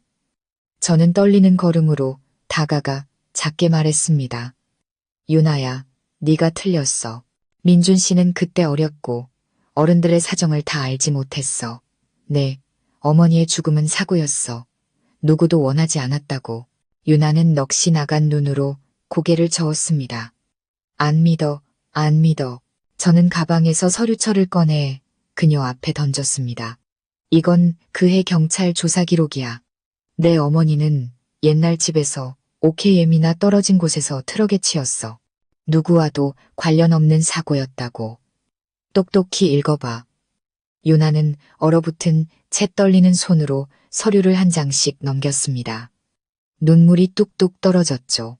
그녀는 바닥에 주저앉아 흐느꼈습니다. 아니야, 이럴 리가 없어. 제가 조용히 말했습니다. 넌 존재하지도 않는 원한을 위해 살아온 거야. 유나야, 이제 정말 됐어. 그만해. 유나는 떨리는 눈으로 저를 보며 입술을 달싹였습니다. 내가 무슨 짓을 한 거지? 저는 조용히 그녀 옆에 앉아 어깨를 감싸 안았습니다. 그녀는 아이처럼 울며 제게 기댔습니다. 밖에서는 시계종이 정확히 7시를 알렸습니다. 하지만 그 영상은 영원히 올라오지 않았습니다. 다음 날 아침 문을 열자 낯선 남자가 문 앞에 서 있었습니다. 아직 이른 시간이라 안개가 자욱했죠. 남자는 검은 외투를 입고 두꺼운 봉투를 손에 들고 있었습니다. 그의 목소리는 낮고 차분했지만 어딘가 소름 끼쳤습니다. 이민준 씨 아내 김서윤 씨 맞으시죠? 이 물건을 전해달라는 부탁을 받았습니다. 저는 불길한 예감에 휩싸이며 봉투를 받아들었습니다. 봉투는 묵직했고 겉에는 익숙한 필체로 휘갈겨 쓴 글씨가 있었습니다. 마지막 진실. 저는 봉투를 열었습니다. 안에는 국립과학수사연구원의 로고가 찍힌 DNA 검사 결과지가 있었습니다. 제 눈은 마지막 줄에 멈췄습니다. 유전자 분석 결과 검체 A, 이민주나 검체 B, 이유나는 99.98%의 확률로 친부자 관계가 성립함. 저는 그 자리에 얼어붙었습니다. 귀가 멍해지고 눈앞이 흐려졌습니다. 눈앞의 글자들이 춤을 추는 것 같았습니다. 말도 안 돼. 유나는 입양된 동생인데 어떻게 부녀관계라는 거지? 남자는 작은 쪽지를 하나 더 건네며 짧게 말했습니다. 보낸 사람이 이걸 바로 읽어보라고 했습니다. 저는 떨리는 손으로 쪽지를 폈습니다. 손으로 쓴 몇 줄의 글이 있었습니다. 그 남자는 당신을 속였어요. 모든 건 17년 전에 시작됐죠. 그에게 물어보세요.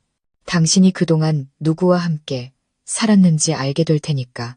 저는 의자에 주저앉았습니다.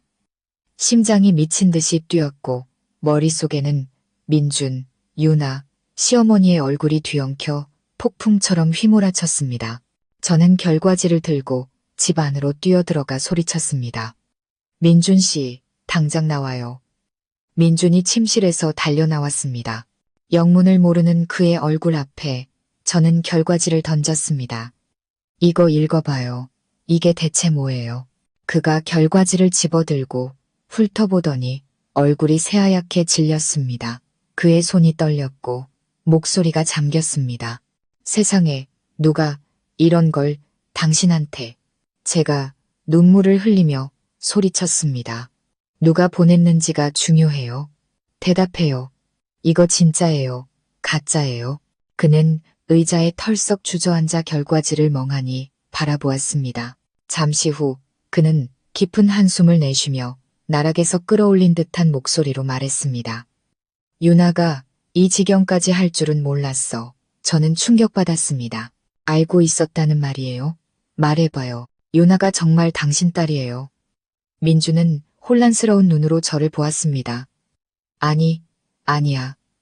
하지만 어머니가 유나를 입양하기 전에 내가 걔 엄마를 만난 적이 있어. 공기가 무겁게 가라앉았습니다. 제 목소리가 막혔습니다. 자세히 말해봐요. 민주는 고개를 숙였습니다. 어깨가 떨리고 있었죠. 18년 전 내가 대학교 졸업반일 때 나보다 나이가 훨씬 많은 여자를 사랑했어. 그 사람 이름이 선아였는데 바로 유나의 친엄마였어. 그때는 그 사람한테 아이가 있는 줄 몰랐어. 나중에 어머니가 아시고는 헤어지라고 하셨고 선아 씨는 떠났어. 난 그 사람이 임신한 줄은 꿈에도 몰랐어. 저는 그 자리에 얼어붙었습니다. 온몸에 세포가 터져나가는 것 같았고 등골을 타고 차가운 기운이 흘렀습니다. 그럼 유나가 당신, 저는 딸이라는 두 글자를 차마 입에 담을 수 없었습니다. 민주는 고개를 숙이고 두 손을 꽉 쥐었습니다. 나도 믿고 싶지 않아. 하지만 만약 사실이라면 난 끔찍한 죄를 지은 거야. 저는 뒤로 물러섰습니다. 눈물이 걷잡을 수 없이 흘렀습니다. 주변의 모든 것이 빙글빙글 돌았습니다. 모든 조각이 맞춰졌습니다. 유나가 그를 바라보던 눈빛, 오빠라고 부르면서도 떨리던 목소리, 모든 것이 소름 끼치게 다가왔습니다. 민주는 주저앉아 머리를 감싸 쥐고 갈라진 목소리로 말했습니다. 맹세, 난 몰랐어. 알았더라면 이렇게까지 되게 놔두지 않았을 거야. 저는 의자에 털썩 주저앉았습니다. 머리가 윙윙 울렸죠. 한편으로는 남편을 믿고 싶었지만 다른 한편으로는 아니 땐 굴뚝에 연기 날까라는 생각이 머릿속을 떠나지 않았습니다. 그때 시어머니가 방에서 나오셨습니다. 이 광경을 보고 물으셨죠. 무슨 일이냐, 너희들. 제가 결과지를 테이블 위로 던지며 떨리는 목소리로 말했습니다. 어머니, 읽어보세요. 유나랑 민준 씨 DNA 검사 결과예요. 시어머니는 떨리는 손으로 결과지를 집어들었습니다. 그녀의 눈이 커지더니 갑자기 비명을 질렀습니다. 말도 안 돼. 세상에 이게 무슨 일이냐. 그녀는 바닥에 주저앉아 두 손을 떨었습니다. 설마 그 비 오던 밤에 저는 날카로운 목소리로 시어머니를 보았습니다. 어머니, 뭘 알고 계신 거죠? 그녀는 한참 말이 없다가 눈물을 흘리며 말했습니다. 그 옛날에 내가 공장할 때 유나 엄마 선아를 일용직으로 썼었다. 한 번은 민준이랑 같이 있는 걸 봤어. 그때 민준이가 겨우 18살이었지. 난 그냥 가정부가 어린애 꼬드기는 줄 알고 둘 다 호되게 야단치고 내쫓았다. 그 뒤로 선아가 떠났다고만 들었는데 시어머니는 얼굴을 감싸 쥐고 흐느꼈습니다. 만약 이게 사실이라면 우리 집은 끝장이야. 민준이 떨리는 목소리로 말했습니다. 어머니, 전 몰랐어요. 일부러 그런 게 아니에요. 저는 더 이상 견딜 수 없었습니다. 집 밖으로 뛰쳐나갔습니다. 하늘에서는 또다시 비가 쏟아졌습니다. 빗방울이 망치처럼 제 어깨를 내리쳤습니다. 저는 목적 없이 걸었습니다. 머릿속에는 단 하나의 문장만이 맴돌았습니다. 나는 내 인생을 망가뜨리고 있는 여자의 아버지일지도 모르는 남자와 함께 살았다. 속임에 스꺼워졌습니다. 저는 길가에 주저앉아 목 놓아 울었습니다. 휴대폰이 울렸습니다. 유나의 번호였습니다. 이제 아셨겠네요. 왜 그 사람이 나한테서 벗어날 수 없는지. 핏줄은 절대 서로를 놓지 못하거든요. 저는 휴대폰을 땅에 내동댕이 치며 절망적으로 소리쳤습니다. 비와 눈물이 뒤섞여 온몸이 얼어붙는 것 같았습니다. 그날 밤 저는 집에 돌아가지 않고 친구 지혜의 집에서 머물렀습니다. 그녀는 말없이 저를 안아주었습니다. 혹시 그 결과 가짜일 수도 있지 않을까. 서윤아. 저는 충혈된 눈으로 그녀를 보았습니다. 그 사람은 거짓말할 수 있어도 저렇게 찍힌 서류를 어떻게 믿지 않겠어. 지혜는 잠시 생각하더니 조용히 말했습니다. 언니가 허락한다면 내가 한번 확인해 볼 수 있어. 검사 샘플이 조작되거나 이름이 바뀌었을 수도 있어. 국과 수에 아는 친구가 있으니 한번 물어볼게. 저는 그녀의 손을 꽉 잡았습니다. 지혜야, 만약 네가 그걸 해준다면 평생 은혜 잊지 않을게. 사흘 후 지혜에게서 연락이 왔습니다. 언니, 그런 결과가 있었던 건 맞아. 하지만 시스템상 기록이 수정된 흔적이 있어. 그리고 샘플 제출자가 언니나 민준 씨가 아니라 박국님이라는 사람이야. 저는 그 자리에 멈춰 섰습니다. 박국님, 유나의 휴대폰에서 송금 내역 문자를 볼 때 스쳐 지나갔던 낯익으면서도 낯선 이름이었습니다. 지혜가 덧붙였습니다. 이 사람 예전에 고객 의뢰로 DNA 서류를 위조해서 경고받은 전적이 있어. 아마 유나가 고용한 사람일 거야. 심장이 세차게 뛰고 피가 끓어오르는 것 같았습니다. 저는 거의 소리를 질렀습니다. 그럼 걔가 꾸며낸 거였어. 우리를 완전히 끝장내려고 모든 걸 조작한 거였어. 저는 휴대폰을 꽉 쥐고 바로 민준에게 전화를 걸었습니다. 제 목소리는 단호했습니다. 민준 씨, 내 말 잘 들어요. DNA 결과는 가짜예요. 국과수에서 보낸 게 아니라 유나가 고용한 사람이 위조한 거예요. 수화기 너머에서 그는 잠시 말이 없다가 울음을 터뜨렸습니다. 그럴 줄 알았어. 유나가 멈추지 않을 거라고 생각했어. 저는 입술을 깨물며 얼음처럼 차갑게 말했습니다. 그렇다면 이번에는 우리가 나서야 해요. 변명하기 위해서가 아니라 저의 모든 범죄를 세상에 드러내기 위해서. 밖에서는 천둥이 울렸습니다. 저는 창밖을 보며 날카로운 눈빛을 했습니다. 마지막 폭풍이 다가오고 있었고 이번에는 제가 그 폭풍을 끝낼 것이었습니다. 사흘 후 가짜 DNA 검사 결과에 진실이 확인되자 저와 민주는 정식으로 경찰에 신고했습니다. 모든 것은 조용히 진행되었지만 제 안에서는 거센 폭풍이 몰아치고 있었습니다. 더 이상 두려움에 떨지 않았습니다. 이번에는 제가 먼저 공격할 차례였습니다. 탐정임 실장도 수사에 참여하게 되었습니다. 그는 익숙한 카페에서 저희와 마주 앉아 진지한 목소리로 말했습니다. 유나 씨의 DNA 서류를 위조한 박국님이라는 자의 뒤를 쫓았습니다. 하지만 제가 찾아낸 것은 두 분이 상상하는 것보다 더 끔찍합니다. 저는 마음을 졸이며 그를 보았습니다. 말씀해 주세요. 임 실장은 낡고 누렇게 변색된 서류철을 테이블 위에 올려놓았습니다. 17년 전 유나 씨의 어머니 선아 씨의 사고 기록입니다.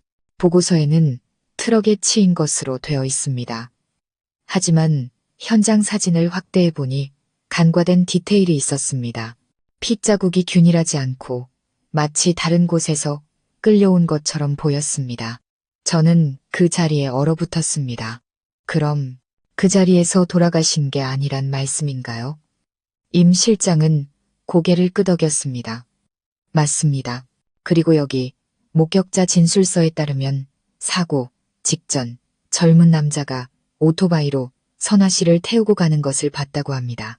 그 남자는 18살 정도로 보였고 공대생 교복을 입고 있었다고 합니다. 심장이 세차게 뛰었습니다. 저는 남편을 돌아보았습니다. 그의 얼굴은 새하얗게 질려 있었고 식은땀을 흘리며 떨리는 목소리로 말했습니다. 기억나지 않아. 하지만 그날 그분을 태워드린 건 맞아. 공장을 떠나고 싶다고 도와달라고 하셨어. 골목 입구까지 태워다 드리고 난 바로 돌아왔어. 맹세해. 그 뒤에 무슨 일이 있었는지는 정말 몰라. 임 실장은 고개를 끄덕였습니다. 믿습니다. 하지만 누군가는 이 사실을 알고 있었고 17년 동안 그것을 이용해 민준 씨를 옥죄려 했습니다. 그리고 그 사람은 아마도 유나 씨의 배후에 있는 인물일 겁니다. 저는 목이 메었습니다. 그럼 유나는 혼자 행동한 게 아니었군요. 누군가 민준 씨와 선아 씨의 과거, 그리고 이 집안의 모든 것을 아는 사람이 걔를 조종하고 있었던 거예요. 저는 민준의 손을 잡았습니다. 우리가 그 사람을 찾아야 해요. 그날 저녁 경찰이 와서 진술을 받았습니다. 그들이 민준을 조사하는 동안 저는 예전에 사진을 보냈던 익명의 번호로부터 문자를 받았습니다. 유나가 단지 꼭두각 씨라고 생각해요. 모든 것은 걔가 당신 집에 발을 들인 날부터 계획된 거였어요. 문자에는 새로운 사진이 첨부되어 있었습니다. 저와 민준, 그리고 시어머니가 거실에 앉아있는 모습을 창밖에서 찍은 사진이었습니다. 온몸에 소름이 돋았습니다. 누군가 우리를 감시하고 있었습니다. 저는 휴대폰을 임 실장에게 보여주었습니다. 그가 미간을 찌푸렸습니다. 이 각도는 맞은편 건물에서 찍은 겁니다. 사람을 보내 확인해 보겠습니다. 다음 날 임 실장에게서 긴장된 목소리로 전화가 왔습니다. 김서윤 씨, 댁 맞은편 원룸을 찾아냈습니다. 누군가 최근까지 머물렀던 흔적이 있고 책상 위에는 카메라와 노트북이 그대로 켜져 있었습니다. 그런데 이상한 점은 주변 CCTV에 유나 씨 말고 다른 남자가 함께 찍혔다는 겁니다. 누구요? 제가 심장이 쿵 내려앉으며 물었습니다. 50대 정도로 보이는 중년 남성입니다. 제가 조사한 바로는 과거 시어머니 공장에서 운전기사로 일했던 사람입니다. 이름은 박국님. 저는 그 자리에 얼어붙었습니다. DNA를 위조한 그 사람이 맞아요. 그리고 그는 아마 유나 씨 어머니의 옛 내연남이었을 겁니다.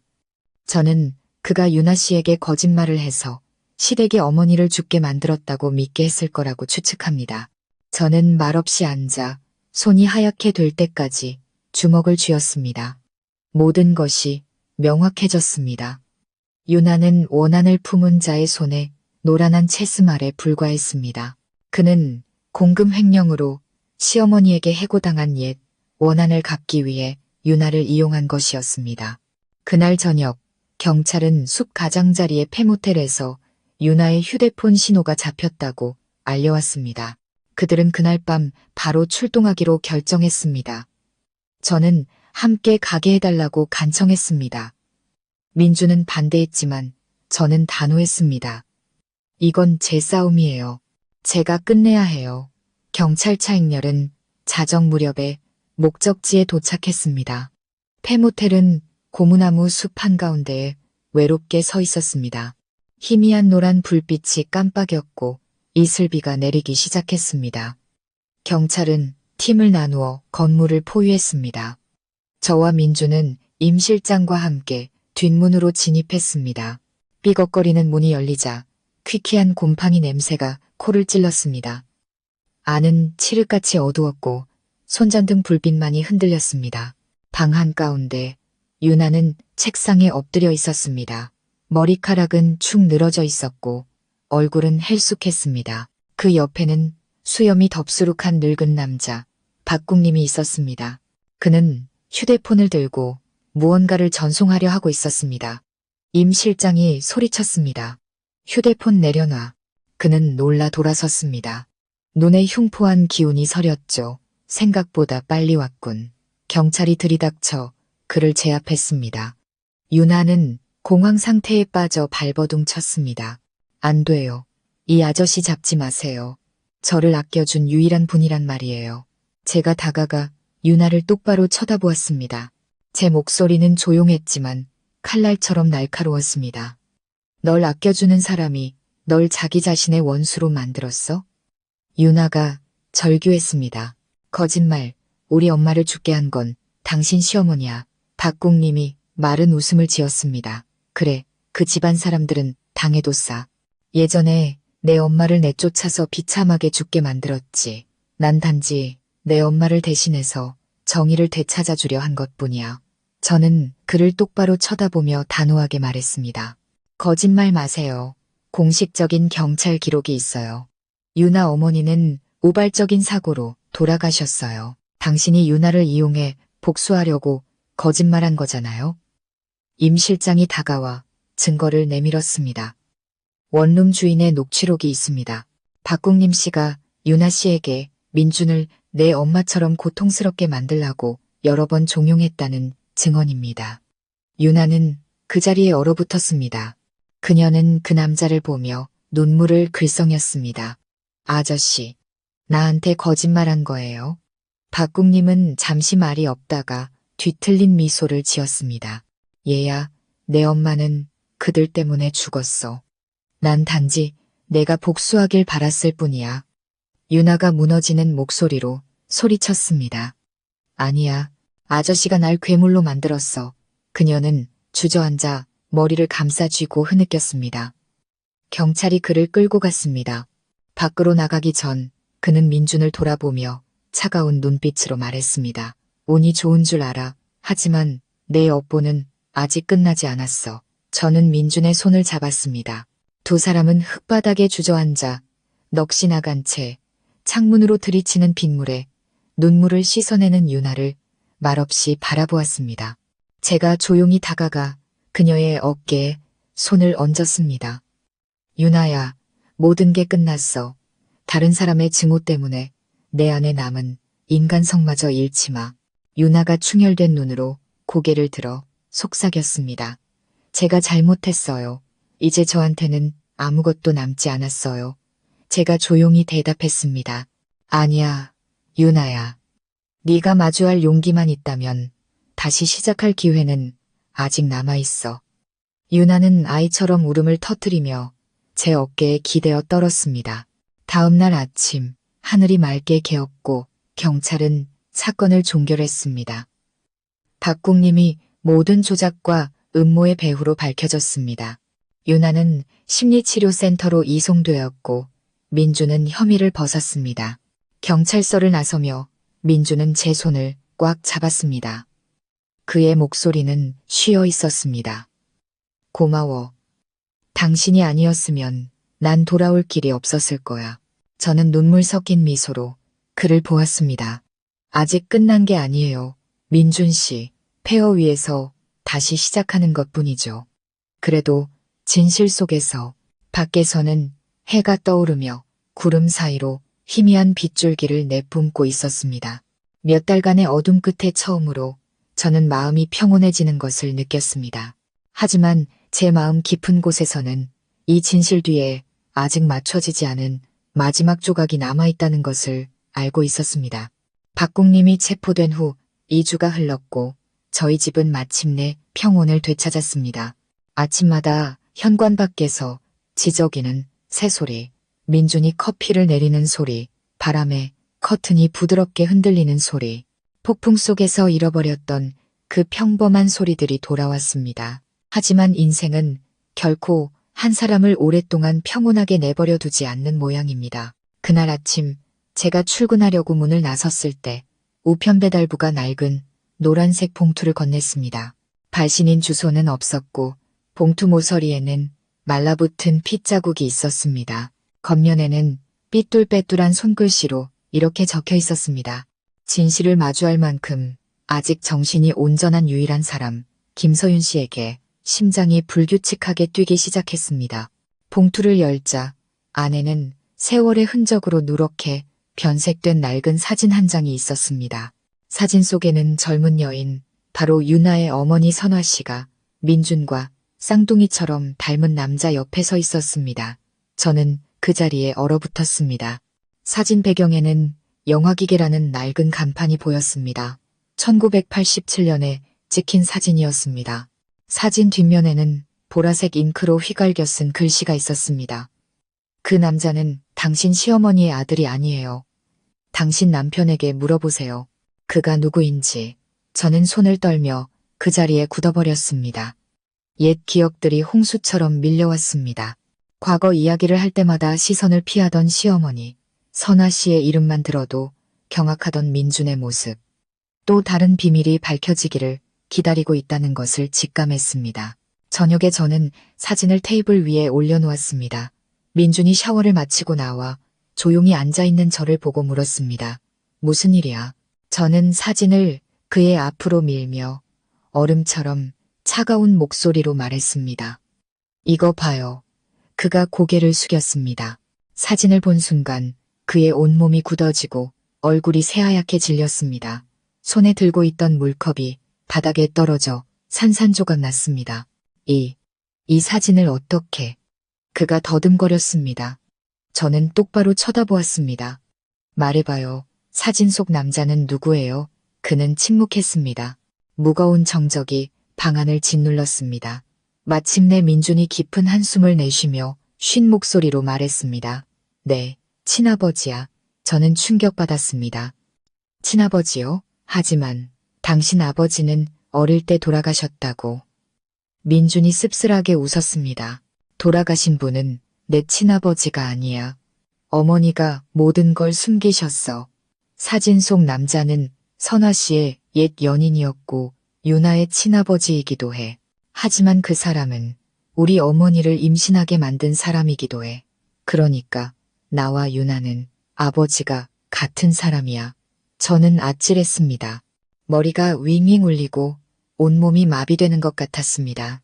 그럼 유나가 말했던 게 어느 정도는 사실이었네요. 당신이랑 걔는 정말 핏줄이었던 거네요. 저는 떨리는 목소리로 말했습니다. 세상에, 그럼 이 모든 게 그냥 운명의 장난이었단 말이에요. 민주는 머리를 감싸쥐고 목이 맨 소리로 말했습니다. 나도 몰랐어. 선화 씨가 다시 나타나기 전까지는 어머니가 숨겨서 몰랐어. 그냥 어머니의 옛 지인인 줄로만 알았지. 그가 고개를 들었습니다. 눈에는 눈물이 가득했습니다. 이해하겠어. 서윤아, 난 정말 고의가 아니었어. 모든 게 계속되는 실수였을 뿐이야.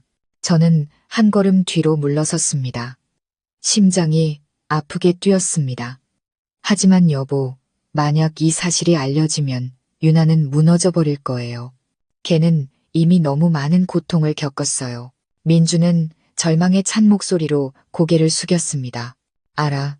하지만 진실은 영원히 숨길 수 없어. 내가 심리센터에 가서 조금씩 얘기해 줄 생각이었어. 제가 말을 잘랐습니다. 안 돼요. 지금 얘기하면 걔는 완전히 무너질 거예요. 방금 죽다 살아난 애라는 거 잊었어요? 민주는 침묵했습니다. 우리 둘 다 이것이 감당하기에는 너무나 끔찍한 진실이라는 것을 알고 있었습니다. 그날 밤 저는 잠을 이룰 수 없었습니다. 눈을 감으면 그 사진이 머릿속에 아른거렸습니다. 그때 심리센터에서 전화가 걸려왔습니다. 간호사의 다급한 목소리가 들렸습니다. 김서윤 씨, 이윤아 씨가 사라졌어요. 오후에 쪽지 한 장만 남기고 센터를 나갔어요. 저는 벌떡 일어났습니다. 목소리가 떨렸죠. 뭐라고 썼는데요? 이렇게요. 이제 모든 걸 알았어요. 아무도 솔직하게 말해주지 않아서 고맙네요. 손에서 휴대폰이 떨어졌습니다. 식은땀이 흘렀습니다. 소리를 들은 민준이 달려와 물었습니다. 무슨 일이야? 저는 그를 보며 목맨 소리로 말했습니다. 유나가 알았어요. 누군가 걔한테 말해줬어요. 민준의 얼굴이 하얗게 질리며 열쇠를 집어들었습니다. 찾으러 가야겠어. 제가 그의 손을 잡고 소리쳤습니다. 진정해요. 걔 지금 절망 상태예요. 당신이 나타나면 더 어리석은 짓을 할지도 몰라요. 그가 멈춰 섰습니다. 눈이 충혈되어 있었죠. 그럼 어떡하라는 거야, 서윤아. 걔가 죽었다는 소식을 기다리라는 거야? 저는 목이 메었습니다. 아니요, 제가 갈게요. 걔는 날 미워하지만 그래도 내 말은 들을 거예요. 민주는 한참 동안 저를 바라보다가 고개를 끄덕였습니다. 그의 목소리는 쉬어 있었습니다. 조심해. 제발 상황이 더 나빠지게 하지 마. 저는 밤길을 달려 외곽으로 향했습니다. 예전에 유나가 슬플 때마다 앉아있기를 좋아했다던 다리가 있는 곳이었습니다. 하늘에서는 비가 추적추적 내렸고 창틈으로 스며드는 바람은 뼛속까지 시렸습니다. 제가 도착했을 때 안개 속에서 다리의 불빛이 깜빡이고 있었습니다. 유나는 난간 중앙에 서 있었습니다. 젖은 머리카락, 몸에 달라붙은 하얀 원피스. 그녀는 빗속의 유령처럼 보였습니다. 저는 천천히 다가가 떨리지만 부드러운 목소리로 말했습니다. 유나야, 나야. 내 말 좀 들어줄래? 그녀가 돌아보며 고통스러운 미소를 지었습니다. 결국 오셨네요. 영원히 도망칠 줄 알았는데 거기서 뭐 하는 거야? 내려와, 위험해. 유나가 웃었습니다. 눈물과 빗물이 뒤섞였죠. 다 알았어요. 그 사람은 내 친오빠였죠. 하늘도 참 잔인하시지. 내가 사랑한 사람이 같은 핏줄이라니. 그리고 형수님, 알면서도 나한테 숨겼죠. 저는 목이 메었습니다. 난 그냥 내가 살았으면 했어. 더 일찍 알았다면 내가 견딜 수 있었을까? 유나가 절규했습니다. 살아서 뭐해요? 내 인생 전체가 다른 사람들의 장난이었는데. 엄마는 억울하게 죽고 나는 이용당하고 내가 사랑한 사람은 친오빠였어요. 근데 형수님은 모든 걸 가졌잖아요. 사랑, 명분, 가족. 나한테는 증오밖에 없는데 제가 떨리는 손으로 가까이 다가갔습니다. 네가 틀렸어, 유나야. 증오는 아무도 구원하지 못해. 너 자신을 서서히 죽일 뿐이야. 내 어머니도 네가 이런 모습을 원하지 않으실 거야. 유나는 말없이 아래의 검은 강물을 내려다보았습니다. 저는 바람 소리 속에서 심장이 멎는 것을 느꼈습니다. 저는 목맨 소리로 빠르게 말했습니다. 유나야, 마지막으로 한마디만 할게. 넌 잘못 없어. 모든 건 어른들의 잘못, 과거의 잘못이야. 하지만 네가 빛을 향해 걸어 나올 용기만 있다면 미래는 달라질 수 있어. 유나의 눈물이 빗속에 섞였습니다. 그녀는 입술을 깨물며 떨다가 갑자기 주저앉아 울음을 터뜨렸습니다. 저는 달려가 그녀를 꽉 껴안았습니다. 그녀는 눈물 속에서 속삭였습니다. 나 너무 힘들어요, 형수님. 잠시만 쉬게 해줘요. 저는 그녀를 품에 안고 그녀의 떨림과 희미한 숨결을 느꼈습니다. 그때 저는 깨달았습니다. 유나는 증오 때문이 아니라 감당할 수 없는 너무 많은 고통 때문에 무너져 내린 것이었습니다. 새벽녘에 저는 유나를 센터로 데려왔습니다. 의사는 그녀가 안정을 찾았지만 정신적으로 쇠약해져 장기적인 치료가 필요하다고 말했습니다. 민준이 도착해 유리창 너머로 동생을 보았습니다. 그의 눈에서 눈물이 뚝뚝 떨어졌습니다. 그가 제게 조용히 말했습니다. 아마 평생을 바쳐도 이 핏줄의 빚을 다 갚지 못할 거야. 제가 그의 손을 잡고 바람처럼 부드러운 목소리로 말했습니다. 당신은 누구에게도 빚지지 않았어요. 중요한 건 과거가 현재를 파괴하게 놔두지 않는 거예요. 그는 고개를 끄덕였습니다. 하지만 그의 눈은 여전히 먼 곳을 향해 있었습니다. 밖에서는 동이 트고 있었고 마지막 빗방울이 창문에 떨어져 사라졌습니다.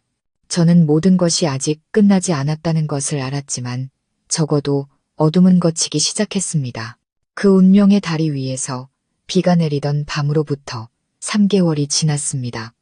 저희 집은 다시 평범한 일상을 되찾았습니다. 아침마다 민준이 일찍 일어나 물을 끓이는 소리, 부엌을 채우는 커피향, 그리고 제가 현관 밖 국화 화분에 물을 주는 소리.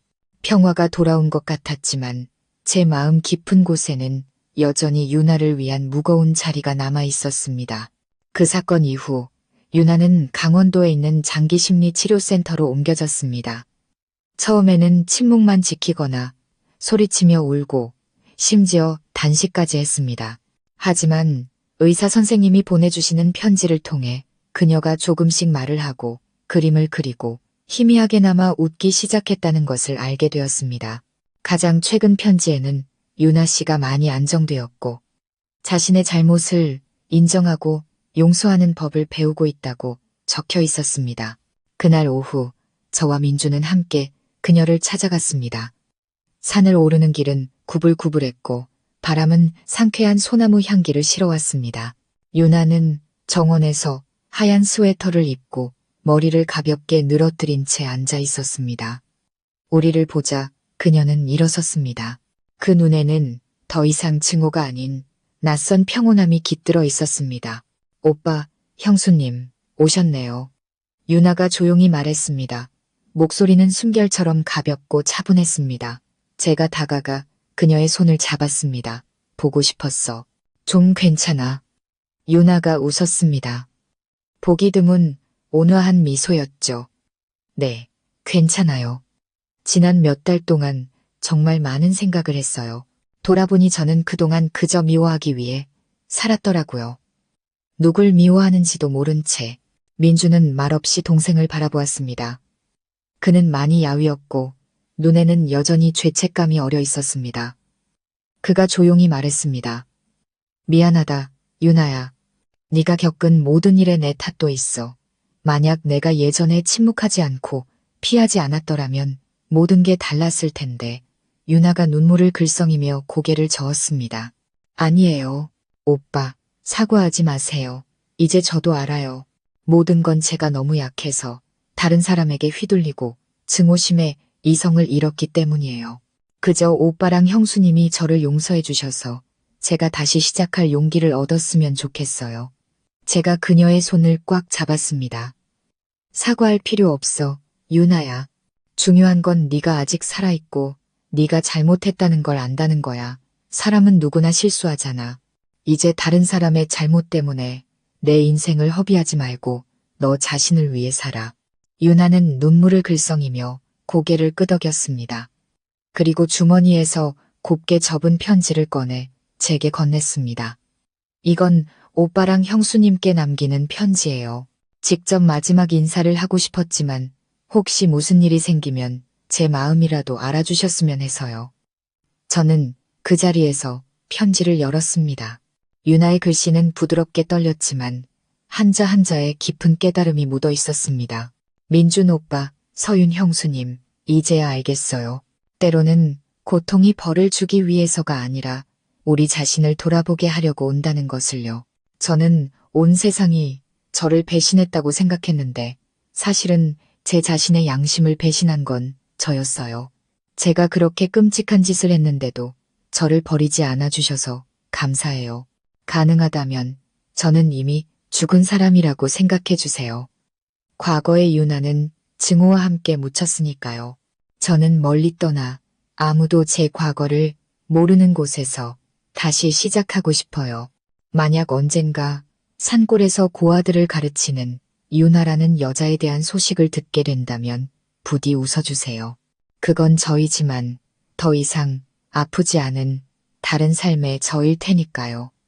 마지막 문장을 읽었을 때 저는 눈물을 참을 수 없었습니다. 민주는 고개를 돌렸지만 그의 어깨가 희미하게 떨리는 것을 보았습니다. 유나는 우리를 보며 미소 지었습니다. 이번 주에 센터를 떠나려고 해요. 아이들을 가르치면서 처음부터 다시 시작하고 싶어요.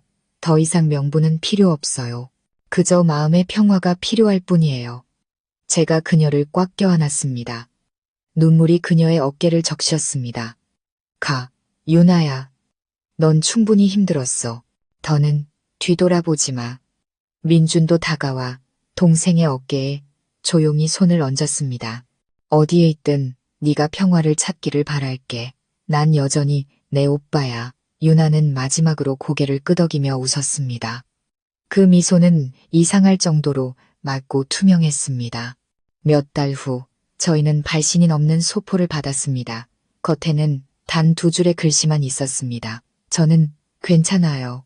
걱정 마세요. 안에는 산골의 작은 교실에서 찍은 사진이 있었습니다. 아이들은 산과 숲을 배경으로 환하게 웃고 있었고 유나는 따뜻한 외투를 입고 맨 뒤에 서 있었습니다. 그녀는 온화하게 미소 짓고 있었고 눈은 밝게 빛났습니다. 저는 오랫동안 그 사진을 바라보았습니다. 마음이 거대한 산을 내려놓은 듯 가벼워졌습니다. 마침내 유나가 자신만의 탈출구를 찾았다는 것을 알았습니다. 그리고 저와 민주는 그 모든 사건 이후에 다시 시작했습니다. 그는 건설 현장 일을 그만두고 가난한 청년들에게 기술을 가르치는 일을 시작했습니다. 저는 계속해서 아이들을 가르쳤습니다. 저녁에는 함께 꽃을 심고 집 주변에 나무를 심었습니다. 한때는 다툼 소리로 가득했던 집은 이제 숙제를 하러 오는 이웃집 아이들의 웃음소리와 아침마다 지저귀는 참새 소리로 채워졌습니다. 한 번은 제가 커피를 타고 있을 때 민준이 조용히 말했습니다. 어쩌면 우리가 겪은 모든 일은 사랑이 말로 하는 것이 아니라 폭풍이 지난 뒤에도 지켜내는 것이라는 걸 깨닫게 하기 위함이었나 봐. 제가 미소 지으며 대답했습니다. 맞아요. 만약 그날 제가 당신 손을 놓았다면 우리에게 오늘은 없었겠죠. 그가 제 손을 잡았습니다. 그의 눈빛은 그 어느 때보다 온화했습니다. 증오 대신 용서를 선택해줘서 고마워. 저는 현관 밖을 보았습니다. 마지막 햇살이 활짝 핀 노란 국화 화분 위로 길게 드리워져 있었습니다. 폭풍은 지나갔고 달콤한 흙냄새와 부드러운 바람 소리만이 남았습니다. 저는 마치 과거의 유나와 그리고 과거의 제 자신에게 보내는 메시지처럼 조용히 말했습니다. 인생은 폭풍우 같을 수 있지만 마음속에 아직 선함과 믿음을 위한 자리가 남아있다면 평화는 반드시 찾아올 거야. 비록 늦을지라도. 현관문이 조용히 열리고 빛이 제 얼굴 위로 비스듬히 쏟아졌습니다. 어두웠던 한 장은 눈물로 그리고 용서로 막을 내렸습니다. 저는 이제 우리 각자가 계속해서 살아갈 것이라는 것을 압니다. 잊기 위해서가 아니라 증오를 내려놓을 때 비로소 진정으로 살아갈 수 있다는 것을 기억하기 위해서. 오늘 이야기가 구독자 여러분의 마음에 작은 울림을 주었다면 가족 이야기 채널 구독과 좋아요, 그리고 여러분의 감상이 담긴 댓글을 부탁드립니다. 여러분의 모든 공유와 격려가 저희가 더 따뜻하고 의미 있는 이야기를 더 많은 분께 전할 수 있는 가장 큰 힘이 됩니다. 감사합니다.